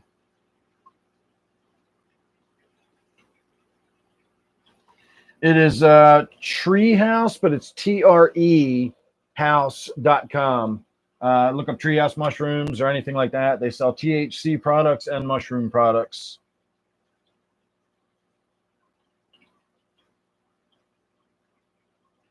Skyfish. Yeah. I actually need to get something in my stomach too, so I am going to start winding down here. So I can get some food in my belly before it gets too much later. I'm starting to feel grumbly in my tumbly. I've not had any actual solid food at all today, now that I'm thinking about it. I had a protein shake this morning of the protein isolate, the good stuff. And then before I came down, about an hour, about 7 o'clock, I had it's still like a protein shake. It's powder that I mix, but it takes 4 scoops and it's more mealy. And by mealy, I mean texture wise, it's almost like drinking oatmeal. Um, but it's a meal supplement. It's not just the protein shake. It's got like 600 calories in it, and it's got fiber and all the vitamins, and it's got some fats, and it's actually meant to be a meal replacement. So I'm not just living on protein shakes alone. But I hardly ever eat actual food anymore. I pretty much do live off of drinks, liquid. Oh, there you go, Iceman. Thank you. So yeah, I can definitely I haven't tried the gummies because I don't like gummies, and I definitely don't recommend the vapes. First of all, the vape did almost nothing to me. Secondly, it's a disposable vape, and I don't recommend people use those because they're horribly wasteful, and you're putting all that garbage into landfill. So don't do that. Um, the chocolate bars I like. They come on real slow. They last a real long time, and you drift off, and they're really, really gentle. So you get a nice long ride with the chocolate bars. The syrup is my favorite, though. You drink it, it comes on pretty quick. You get a nice, good 4 or 5 hour roll, and then you come down off of it fairly quickly. Smooth as can be, no real hangover feeling, no upset stomach or anything. It's nice. It really is. And again, what it's been doing for my brain, as far as me not feeling depressed and not having all the raging, swirling thoughts going through my head and all the ADHD symptoms. I haven't been driving like an asshole, and I really drive like an asshole. I know I do. It's one of my things I always try to work on but never do because it's my brain. It's my brain chemistry makes me drive like an asshole. I get aggressive and angry, and I just haven't been. I've been just easing down the road, driving, just alone with my thoughts. I don't listen to music or anything when I drive. I just stay in my head, which is not necessarily a good place to be, depending on maybe I should listen to some music now. I'm thinking about it like that. I just feel like a new man since I've been taking this mushroom stuff. And possibly, maybe it's still residuals from the real mushrooms I ate, because Steve did give me quite a lot of mushrooms, and I did eat a bunch of mushrooms before I started buying this stuff from the treehouse. But I like it. I'm not going to cancel my subscription. I'm definitely going to keep getting this stuff. I don't feel like I'm getting ripped off or not getting my money's worth out of it. It's just interesting. I got to think about it differently now that I know I'm not actually taking psilocybin. I'm taking something else. Did I say psilocybin? It almost sounded like I said psilocybin.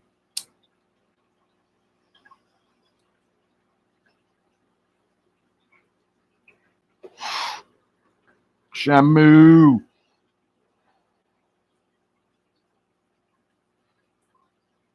All right, Ping, thanks for hanging out.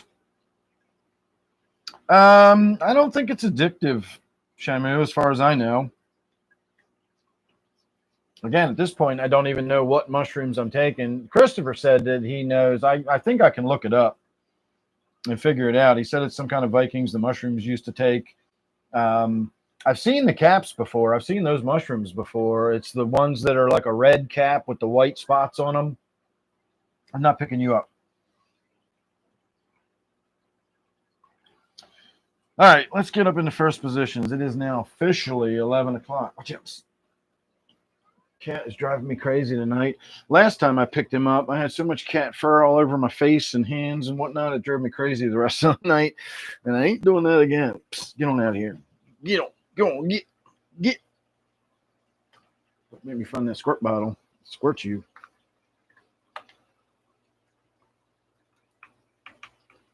All right. You think I'll have any of that syrup left by Sunday? You know, I can drive down to DC anytime and actually buy some real mushrooms. But that's going to take a little bit of commitment. Like I said, that's a... which one of these is the volume? Nope, that's not the volume. This must be the volume. There we go. Now that I'm blinded myself.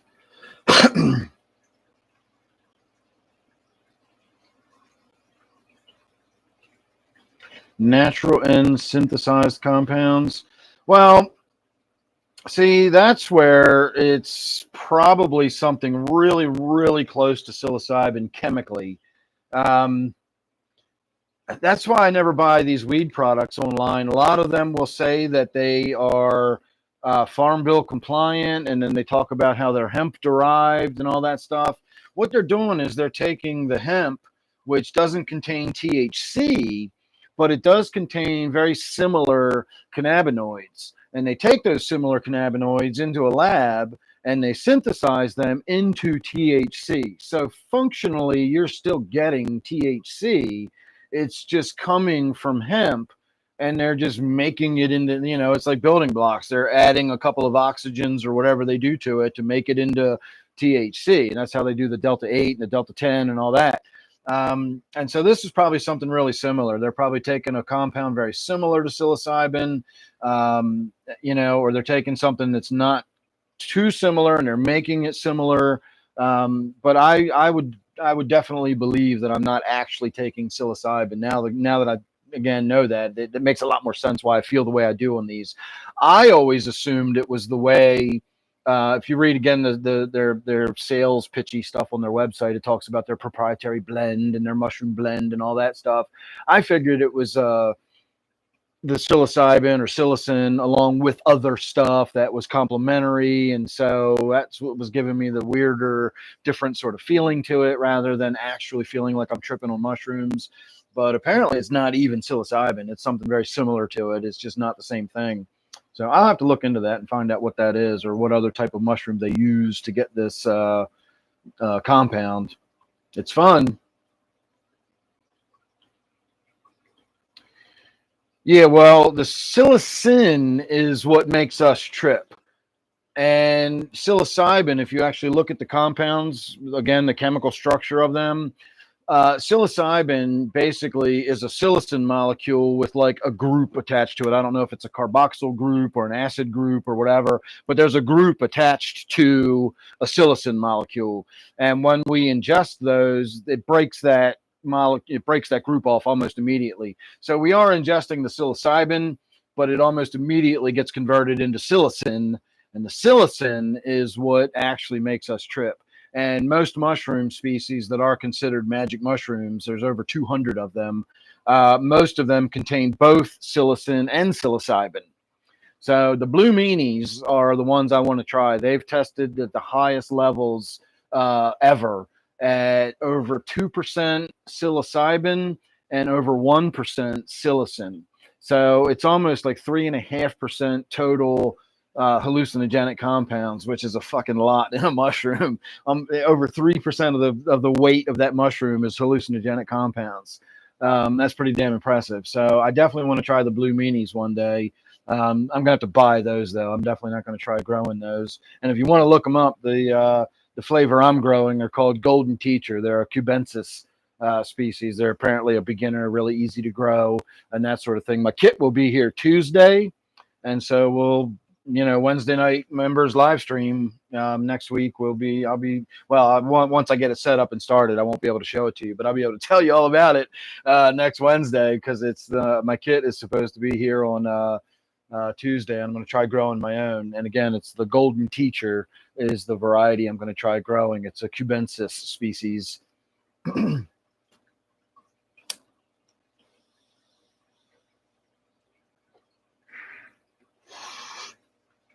All right, like I said, I'll hang out if anybody wants to. It's 11 o'clock. I can stay later. It is Friday night, but you guys got to give me stuff you want to chat about or talk about or whatever.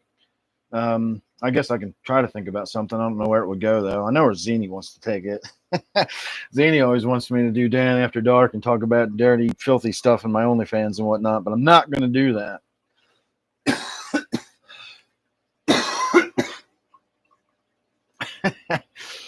Exactly. I know what Zini wants. He wants to hear my naughty stories. I do get him laughing with some of my stories, though. I do tell some wild ones. Again, if you'd asked me a year ago where I'd be today, I would not think I would not think here, but here we are.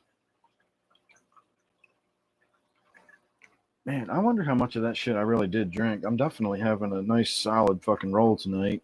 Again, I don't feel like I've never, ever since day one, I've never been able to say I don't feel comfortable calling this a trip. This is not a trip.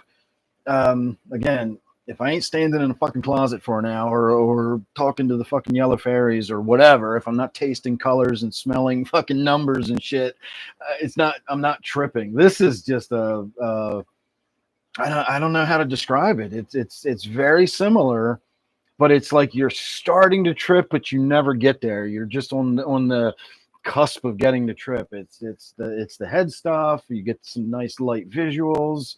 You get really euphoric and happy. I've just been smiling and grinning the whole time I'm on this stuff. It's really nice. It really is. I like it. But it's not tripping. It's definitely not tripping.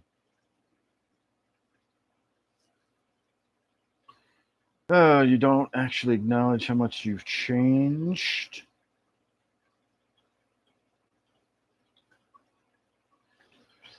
I don't have the pond with fish in it, but I have had it running. Like I just kept it running all winter. And it's got a bunch of algae growing in it. I got some frogs that live in there. I got water striders on the surface. So it's more of a water feature than a pond at this point. It looks nice if you don't mind the very natural look with like literally green hair algae growing all over it. I got some pieces of wood floating in there. That lily, that really expensive lily I bought last year came back, and so I don't have any flowers, but I do have the really small red and green lily pads all over the surface of the pond now. I got 2 American frogs in there, the green frogs. The big fat croaker and then the smaller female are now living in there. So hopefully I'll get some eggs in there pretty soon. And again, I got the water striders all over the surface doing their thing, swimming around. And I'm sure, obviously, there's snails and all that kind of shit in there too. But we have it for the animals, basically. The squirrels, we always see the squirrels out there drinking out of it. The cats drink out of it. The birds all land on the side and they drink out of the waterfall. I'm sure the raccoons and stuff, I've seen raccoons at night. Possums probably drink out of it. And so it's kind of just doesn't have fish in it, but it is still sort of a natural pond out there. Just doesn't have any fish in it.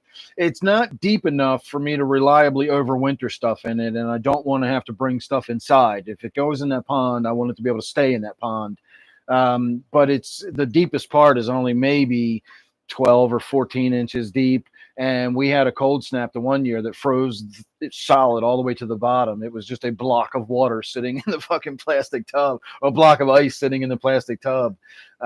So we can't, if I don't have a place deep enough for fish to overwinter in it, even with like an air stone or something, I couldn't afford to run a heater in it over winter. I looked into that, and the electrical costs of running a heater and keeping a thawed out spot in it and keeping it liquid and all that just ain't worth it to me.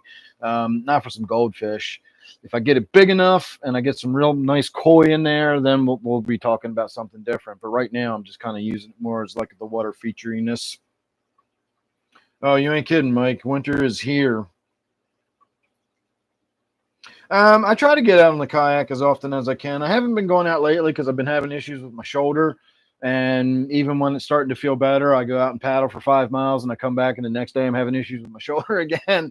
And so, unfortunately, that's been kind of taking its toll.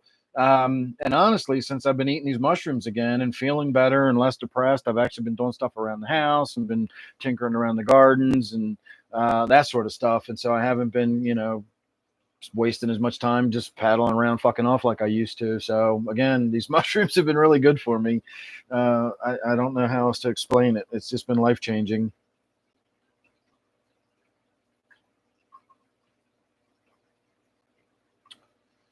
I don't know what to tell you there, Robert, but I would suggest getting some Ick-X. I recommend that all the time. And if you've got something that that's what they all say at first. If you have anything external on the fish, whether it looks like fungus, it looks like spots, it looks like scales, anything external on the fish, try using some Ick-X and see what happens.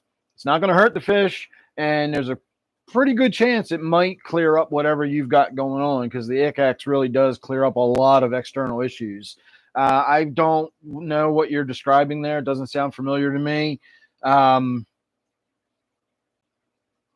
I don't really know what to tell you. The antibiotics will only work on bacterial infections. That's it. I don't know if they'd work on fungal infections. I don't think they would, but maybe some type of antibiotics might work on fungal infections.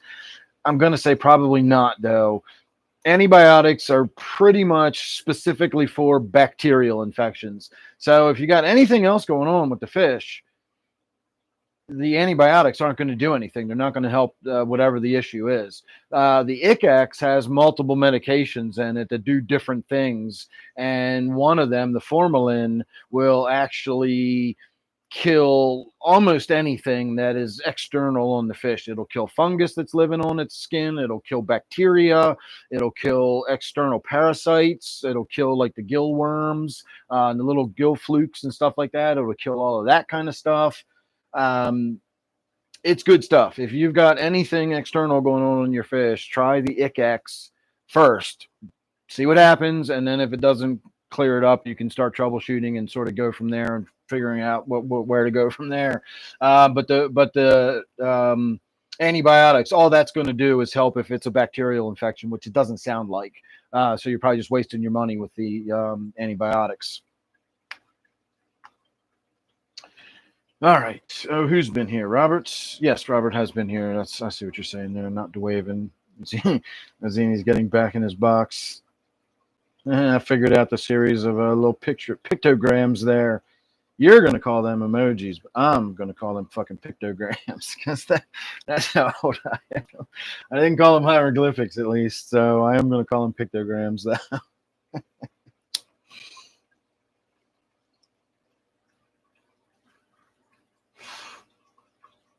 All right, everybody. Anything else? Again, I'll hang out if you want. Just order your syrup. Nice. Let me know how you like it. How did you buy it? Did you subscribe, or did you just get a one-off? If you got a one-off, you'll get it in like 3 days. You'll get it really quick. In fact, if you subscribe, you'll probably get it in 3 days too. Actually, you won't, because they won't ship it until Monday. You'll get it next Wednesday, probably. Talk about the Amish. I can talk about the Amish. I've told you before, we have at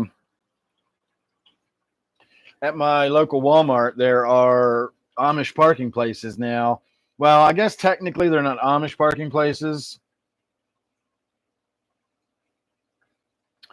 I have not even gotten an Amazon payment. I got to hit a certain threshold um, before Amazon pays out, and I don't remember the last time I even got an Amazon payment.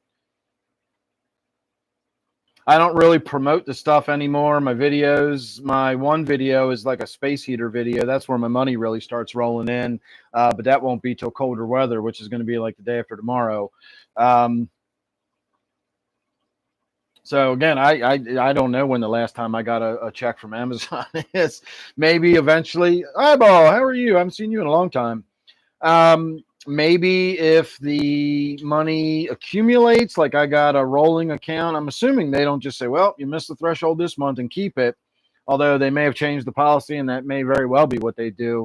But I honestly forgot I was an Amazon associate, to tell you the truth. I forgot I used to get money from Amazon. That used to be one of my income sources. So that ought to tell you that much.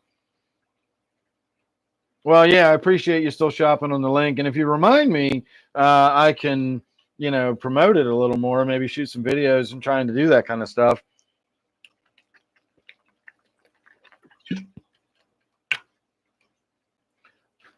Do the Amish grow shrooms? I don't know if they do or not. But my local Walmart does have, I guess technically they're not Amish parking, because anybody that rides a horse up to that Walmart can park there. It has horse parking. There's 3 spots, there's 3 lanes, and there is the wooden, the hitching post, the thing you tie your damn horse to. And so when I saw that, I was like, all right, Amish people, sure sign that there's Amish in the area.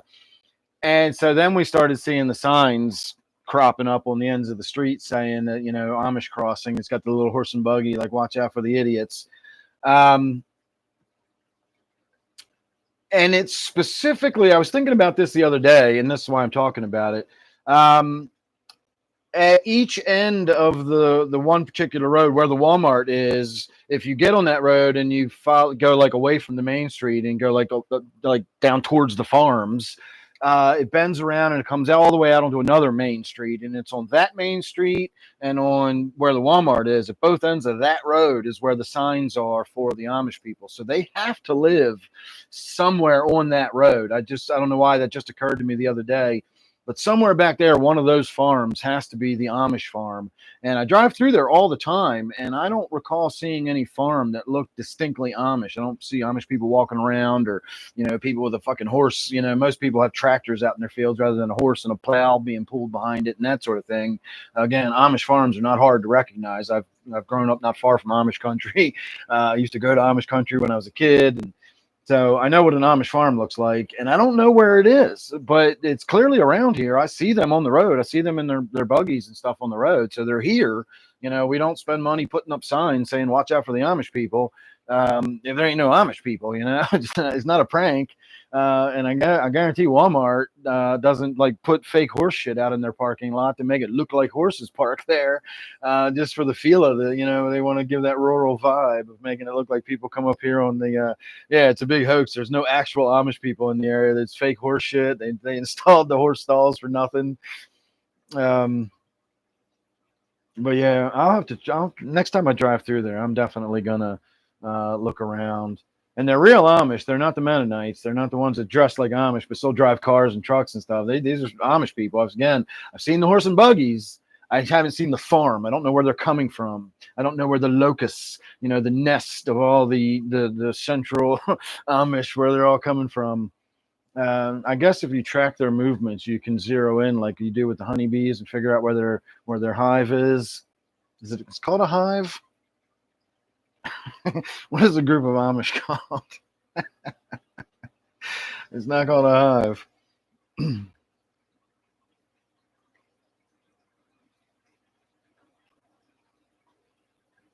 Yeah, you're right. But see, Colorado, there's places in Colorado you could certainly be where people become rolling up to the fucking 7-Eleven on horseback. There's obviously a lot of places where it wouldn't. And I gaggle. I know it's a murder of crows. I don't know what it would be called of a homicide of Amish, a religious side of Amish. I am. I don't know how far I am from the Baltimore City line, like as the crow flies, but I'm not that far. I'm just right outside of Baltimore City. And if I actually drive into the city, I do have customers down in the city. But if to go like to downtown where there's like the big buildings and all the traffic and the streets and stuff like that, it's like 30 miles from here, like in a direct line, straight line as the crow flies. Need to fumigate the nest. Well, that's what I'm thinking. If I find where the hive is, I can drive by with like one of them smoke bombs and throw the smoke bomb down the hole, and it'll drive them all out. Or we could fill it with water. You pour water down the hole, and they'll all come scurrying out.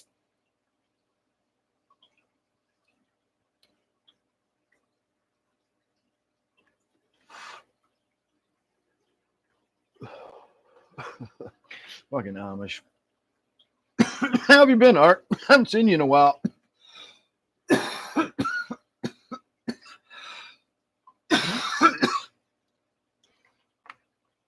really want to go take another swig of that mushroom juice.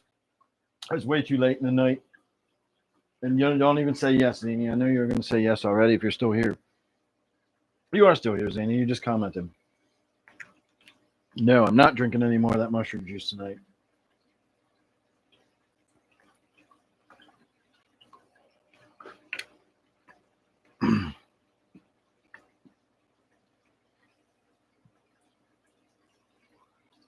Let's see. Cracking some GNR. 17 months. Nice. Yeah, we still have paper bags. Maryland's weird. Everybody thinks Maryland's a really liberal state and a really blue state, and we are in our way. But it's only because of like the I-95, Baltimore, Washington corridor. All the rest of the state is like back ass woods, country bumpkin, fucking Maryland. Maryland still allows child marriages. You can still marry 13-year-olds in Maryland as long as some religious ceremony. You can still marry your first cousin in Maryland. If you want to marry your first cousin, you just come here to Maryland, get hitched right up, no questions asked. And so we've still got some weird, archaic fucking laws on our books. But yeah, if you want to marry your first cousin, come on here to my state, Maryland. And yet we in Maryland have the audacity to make fun of those people in West Virginia. I bet you can't marry your first cousin in West Virginia. Let's find out. I'm going to go ask the computer machine. Computer, can you marry your first cousin in West Virginia? Sorry, I don't have an answer for that. Why not? You got an answer for a goddamn thing else, don't you? All right, let's see if the Google has an answer for that. I'm curious now because I know you can in Maryland. All right. First cousins marry in West Virginia. No, you cannot marry your first cousin in West Virginia. Law prohibits marriage between first cousins, both men and women. This prohibition applies to both. I don't even know what kind of relationship that is. Consanguineous relationships, blood relatives, and relationships by affinity, marriage. So nope. And it even gives a statute, a state code, and everything of how you cannot marry your mother, your brother. It's a whole thing in West Virginia. Good grief! I'm gonna read about this. A man cannot marry his mother, grandmother, sister, daughter, granddaughter, half sister, aunt, brother, daughter, sister's daughter, daughter, sisters, or first cousin in West Virginia. Jeez Louise! Did they miss anybody? A woman cannot marry her father, grandfather, brother, son, grandson, half brother, uncle, brother, son, sister's daughter, or sister's first cousin. Jesus Christ. This prohibition applies to double cousins who are related from both parents. I almost feel like I shouldn't have looked into this. But I know you can marry your first cousin here in Maryland. So I'm never going to make fun of West Virginia again. I can't anymore. Oh, that's funny.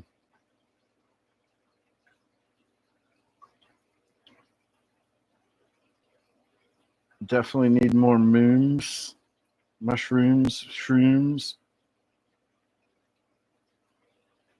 Yeah, if there's a law, somebody definitely tried to do it. Well, West Virginia is famously um, double cousins that married anyway. West Virginia is like famously the butt of all the jokes of like brothers and cousins marrying. I told somebody a joke. I had to. It's subtle. What do West Virginians do for Halloween? Pumpkin. If you spell it out, if you write it, it's a little harder to get. If you say it, you can kind of put the hesitation in there. Pumpkin. Um, but that's the whole running gag about West Virginia is they fuck their relatives in West Virginia. And according to that, they're not really allowed to. They may, but they're not really allowed to marry. Here in Maryland, you can straight up marry your first cousin. That is still on the books here in Maryland. You can do that. Sprite was my first thought, either like seltzer water, tonic water, Sprite. I don't know if they still make Slice, but Slice was a really good alternative to Sprite back in the day.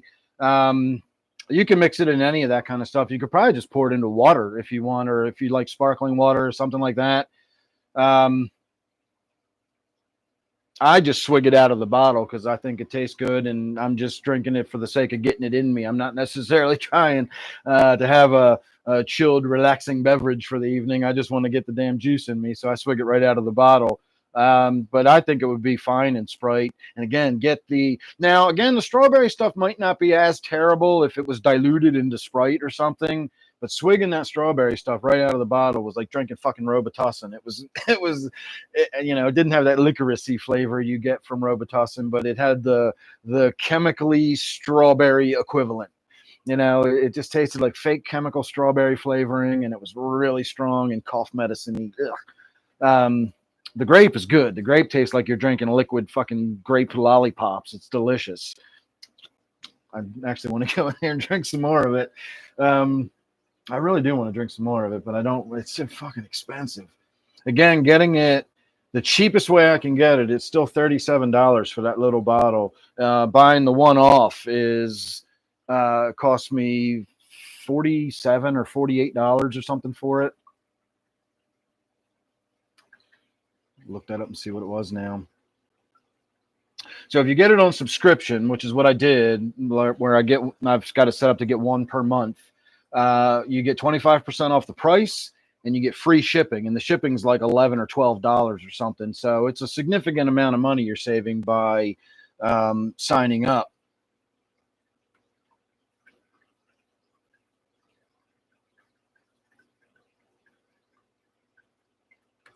And so even doing that, I'm still paying $37 for the.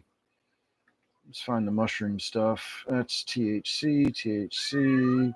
Meow, I hear you. That's THC. Where's your mushroom stuff? Stupid website. Meow. All right. Shut up. Mushroom gummies, mushroom syrups. All right. So it is $49.99 regular price if you just buy one. So it's $50, and then you got to pay for shipping. So I spent $60 to get my first bottle, $62 or something to get my first bottle. If you sign up, you will get it for $37.50. So that's what I'm paying for because I got my subscription there. So $50 is the regular price. And then of course with the shipping is, $11 or $12 on top of that. So totally worth getting it if you're going to get a bottle or two a month. So I'd drink one of those every freaking few days if it wasn't basically $40 a pop. So that's like $10 per ounce. I probably drank $12 or $15 worth of juice out of that bottle tonight.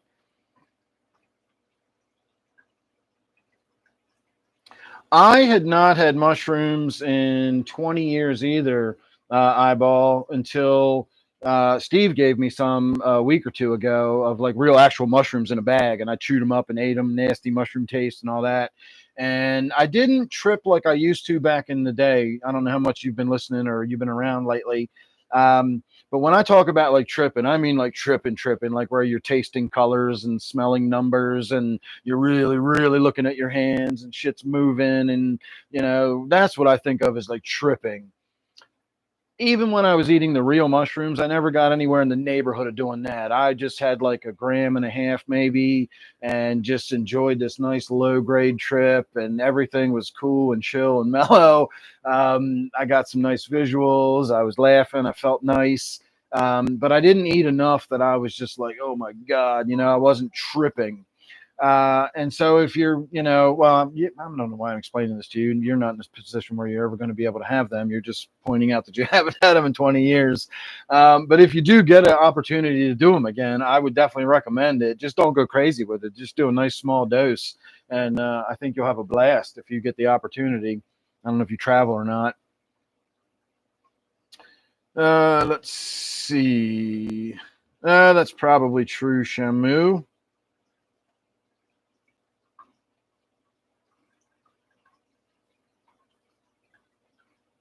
Ask me the shroom sauce. Hell yeah.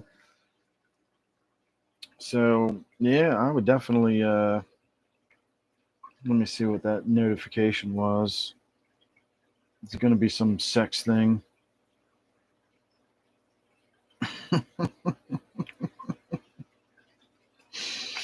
Oh, that don't look right.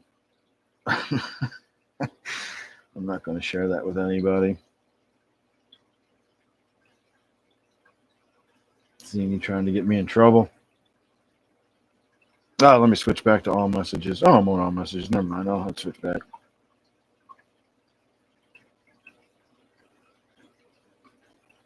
Well, that's not good.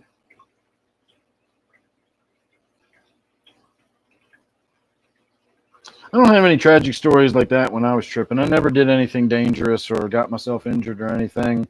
I do know a guy that lived in Florida, and he was drunk. He wasn't tripping or anything, but he was really shit-faced drunk at a party. I think it was his party, honestly, like his birthday party or something. And um, yeah, I was hoping you weren't hurt. Yeah, Zini was laughing at me, not you, eyeball. The guy's name was Walt, and like everybody started wondering, like, where's Walt? Like, it's his party. Where he's just gone? Like, and somebody's like, I saw him go out back a little while ago. Um, they went out back a little bit. They kind of walked straight off the back porch. They went about 15 or 20 feet across the grass, and they found his glasses. And they said, all right, well, if he dropped his glasses here, they knew he was shit-faced drunk. Just let's keep going in a straight line. He was probably just stumbling forward and his glasses fell off here. Let's see where they go. So they went in a straight line and they actually went out of his property and right into like on the edge of Florida where like it gets all like brushy and undergrowth and stuff like that, depending on where you live. And he was face down on a fire ant nest. He just passed out on a fire ant nest and he was covered in fire ants. And they didn't know how long he had been there, but they dragged him away from the nest and they got out the hose and they fucking hosed him down and everything. Called 911 and, got the ambulance there. He woke up a couple days later in the hospital. He came really close to dying from all the fire ant bites he had. He was so swollen up that his fingers, like he couldn't move them or bend them. This is really going to be gross, but he had to keep the joints from freezing. And so the nurses would come in and they would force his fingers to bend. And his skin they were so swollen that like the skin would split on his fingers as he bent them. And then he would have to like let that heal as he was doing that again. His face was completely swollen up. His eyes were swollen closed for several days after he woke up. He barely survived it. Like if you look at him, it looks like he had really bad chicken pox. You can see dots all over his body, and they're scars from being bit by fire ants. So you don't want to fucking pass out in Florida into the bushes and shit. And fire ants ain't the only thing down there that can fucking eat you up and destroy you out in the bushes in Florida. You do not want to pass out and wander off and pass out in the fire, even right off the edge of your backyard. And hell, fire ants can be in your backyard. There's a lot of people that have fire ant nests right in their backyard. Hey, Rosie. The whole time I lived there, I never once I say the whole time, it was like 18 months or 17 months or something like that, about a year and a half, a little less than a year and a half. I never saw a fire ant one the whole time I was down there. And I lived in Jacksonville. Lived in a couple different places in Jacksonville. I lived in Jacksonville Beach for most of the time, and then when I got my own place, I lived in Jacksonville proper on the other side of the Intercoastal Waterway. I wasn't on Jacksonville Beach. When I say Jacksonville Beach, that's a city. It is right there where the beach is, but Jack's Beach is an actual city. It's just north of Flagler, and it's just obviously to the east of Jacksonville proper. So I lived in Jack's Beach, and then I lived in Jacksonville City.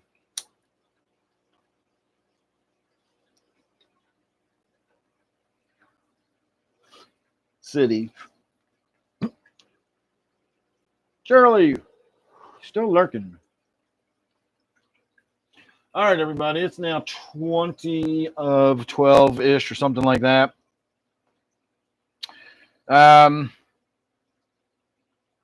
I'm assuming it's named after Andrew Jackson, isn't it?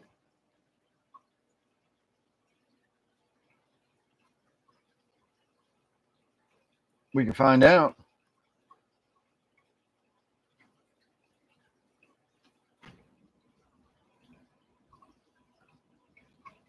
If I type the right buttons here.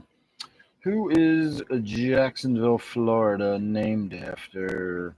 General Andrew Jackson. It's pretty much what I thought. So that's who the Jackson is. General Andrew Jackson. Good waves. Hey, hello. Thomas Jackson. Samuel Jackson. Samuel L. Jackson, sorry. It's not called L. Jacksonville. It's just Jacksonville. If it was named after Samuel L. Jackson, you'd have to have that L in the front of it with the period. Do you all see my loach over there being a banana crazy person?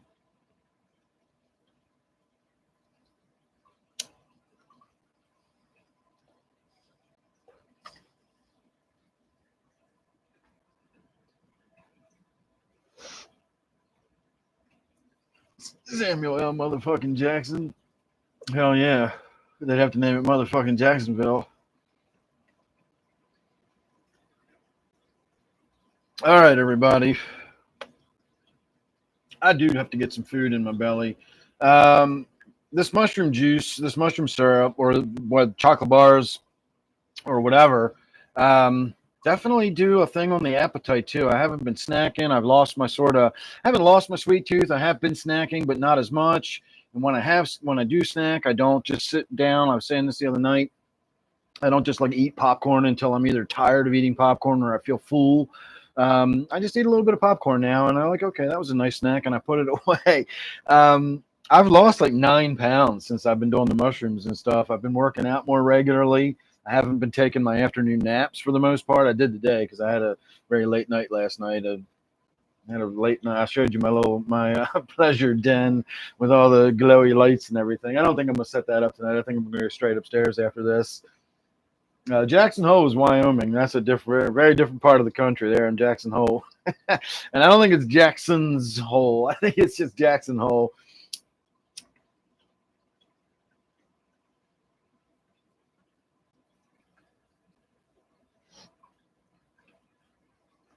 I don't think Jackson Hole, Wyoming is named after him, but it could be. You never know. We can find that out too. What's not as bad as it sounds? Oh, my pleasure den. I showed you the picture of my pleasure den. I sit over there and listen to music with my vibes on, and I watch my YouTube videos and shit. All right. Why am I looking? I'm not looking that up. Art, you look it up. You almost had me. You almost got me to do it a second time. All right. Let me put some of this stuff away while we say our final good nights. And I really do have to get out of here. Again, I wouldn't mind hanging out, but I do need to eat some nummies. And I want to enjoy this buzz while I do something other than just be on live cam all night. I feel like I spend a lot of my time in front of a camera. for one reason or another. And a lot of it, most of it, honestly, is, well, I don't know. A lot of it is in front of a live stream. The actual town is just called Jackson? Well, you tell us then. You seem to know more about it than we do. That's not what everyone is envisioning. Pleasure activity. I don't fucking care what everybody's envisioning. I don't give a shit. Think whatever you want. That's fun. I do think I'm actually not going to get into it here, but yeah, that's like the only place in Wyoming. Does anybody else know any other place in Wyoming other than Jackson or Jackson Hole or whatever the fuck place it is? Let's see, Wyoming. Nope, I can't think of another place in Wyoming. Yeah, you should get it on Wednesday. They don't ship after a certain day of the week, so they make sure you get it nice and fresh and all that. Yellowstone, Wyoming? That don't sound right.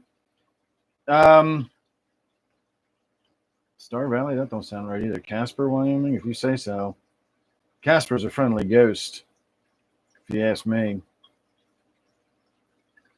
There are a couple of, speaking of what people think about me or whatever, and I will talk to you more about this later, Zini. I've been meaning to talk to you about this in a damn video because I think it's hilarious. There are a few ideas out there about me, a few tropes about me that I'm pretty sure have made the circuit and I'm known for or whatever, just aren't fucking true. And I just think it's funny as shit. And I'm not going to talk about them. I'm not going to correct anybody or dispel anybody's beliefs. I'll let everybody believe whatever they want about me. And so, if you let me, a lot of you guys weren't here earlier. I'm gonna show it to you. Show you my pleasure. What did I call it? My pleasure palace, pleasure den. My pleasure den. Is that what I called it? Something like that. My lab, when I'm got a good trip rolling, and I'm feeling good. I like to turn on some colored lights, and you can see I got my mushroom up there, and I got my colored rainbow. I got to be really careful what I actually show on camera here. It's in here somewhere. God damn it! You think I would see it after all this?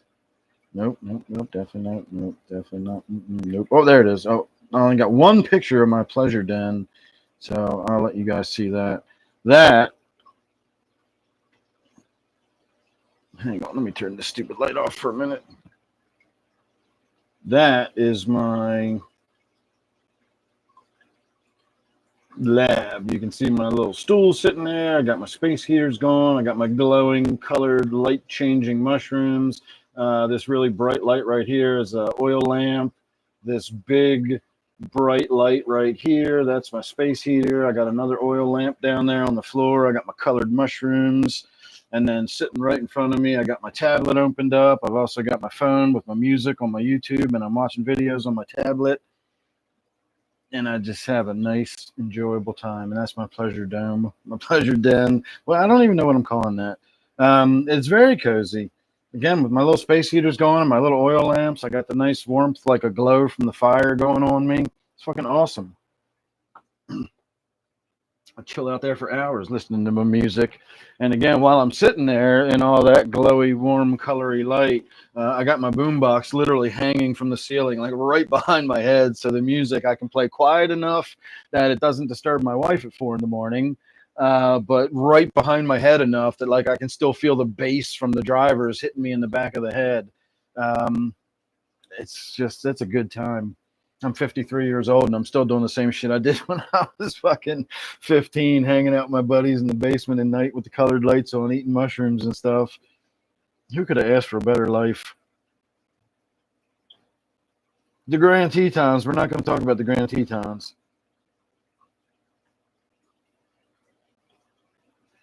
Gainesville. I knew people from Gainesville, not Orlando or Ormond, but I lived in Jax Beach.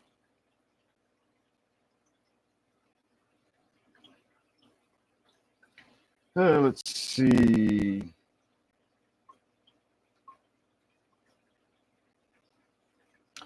All right.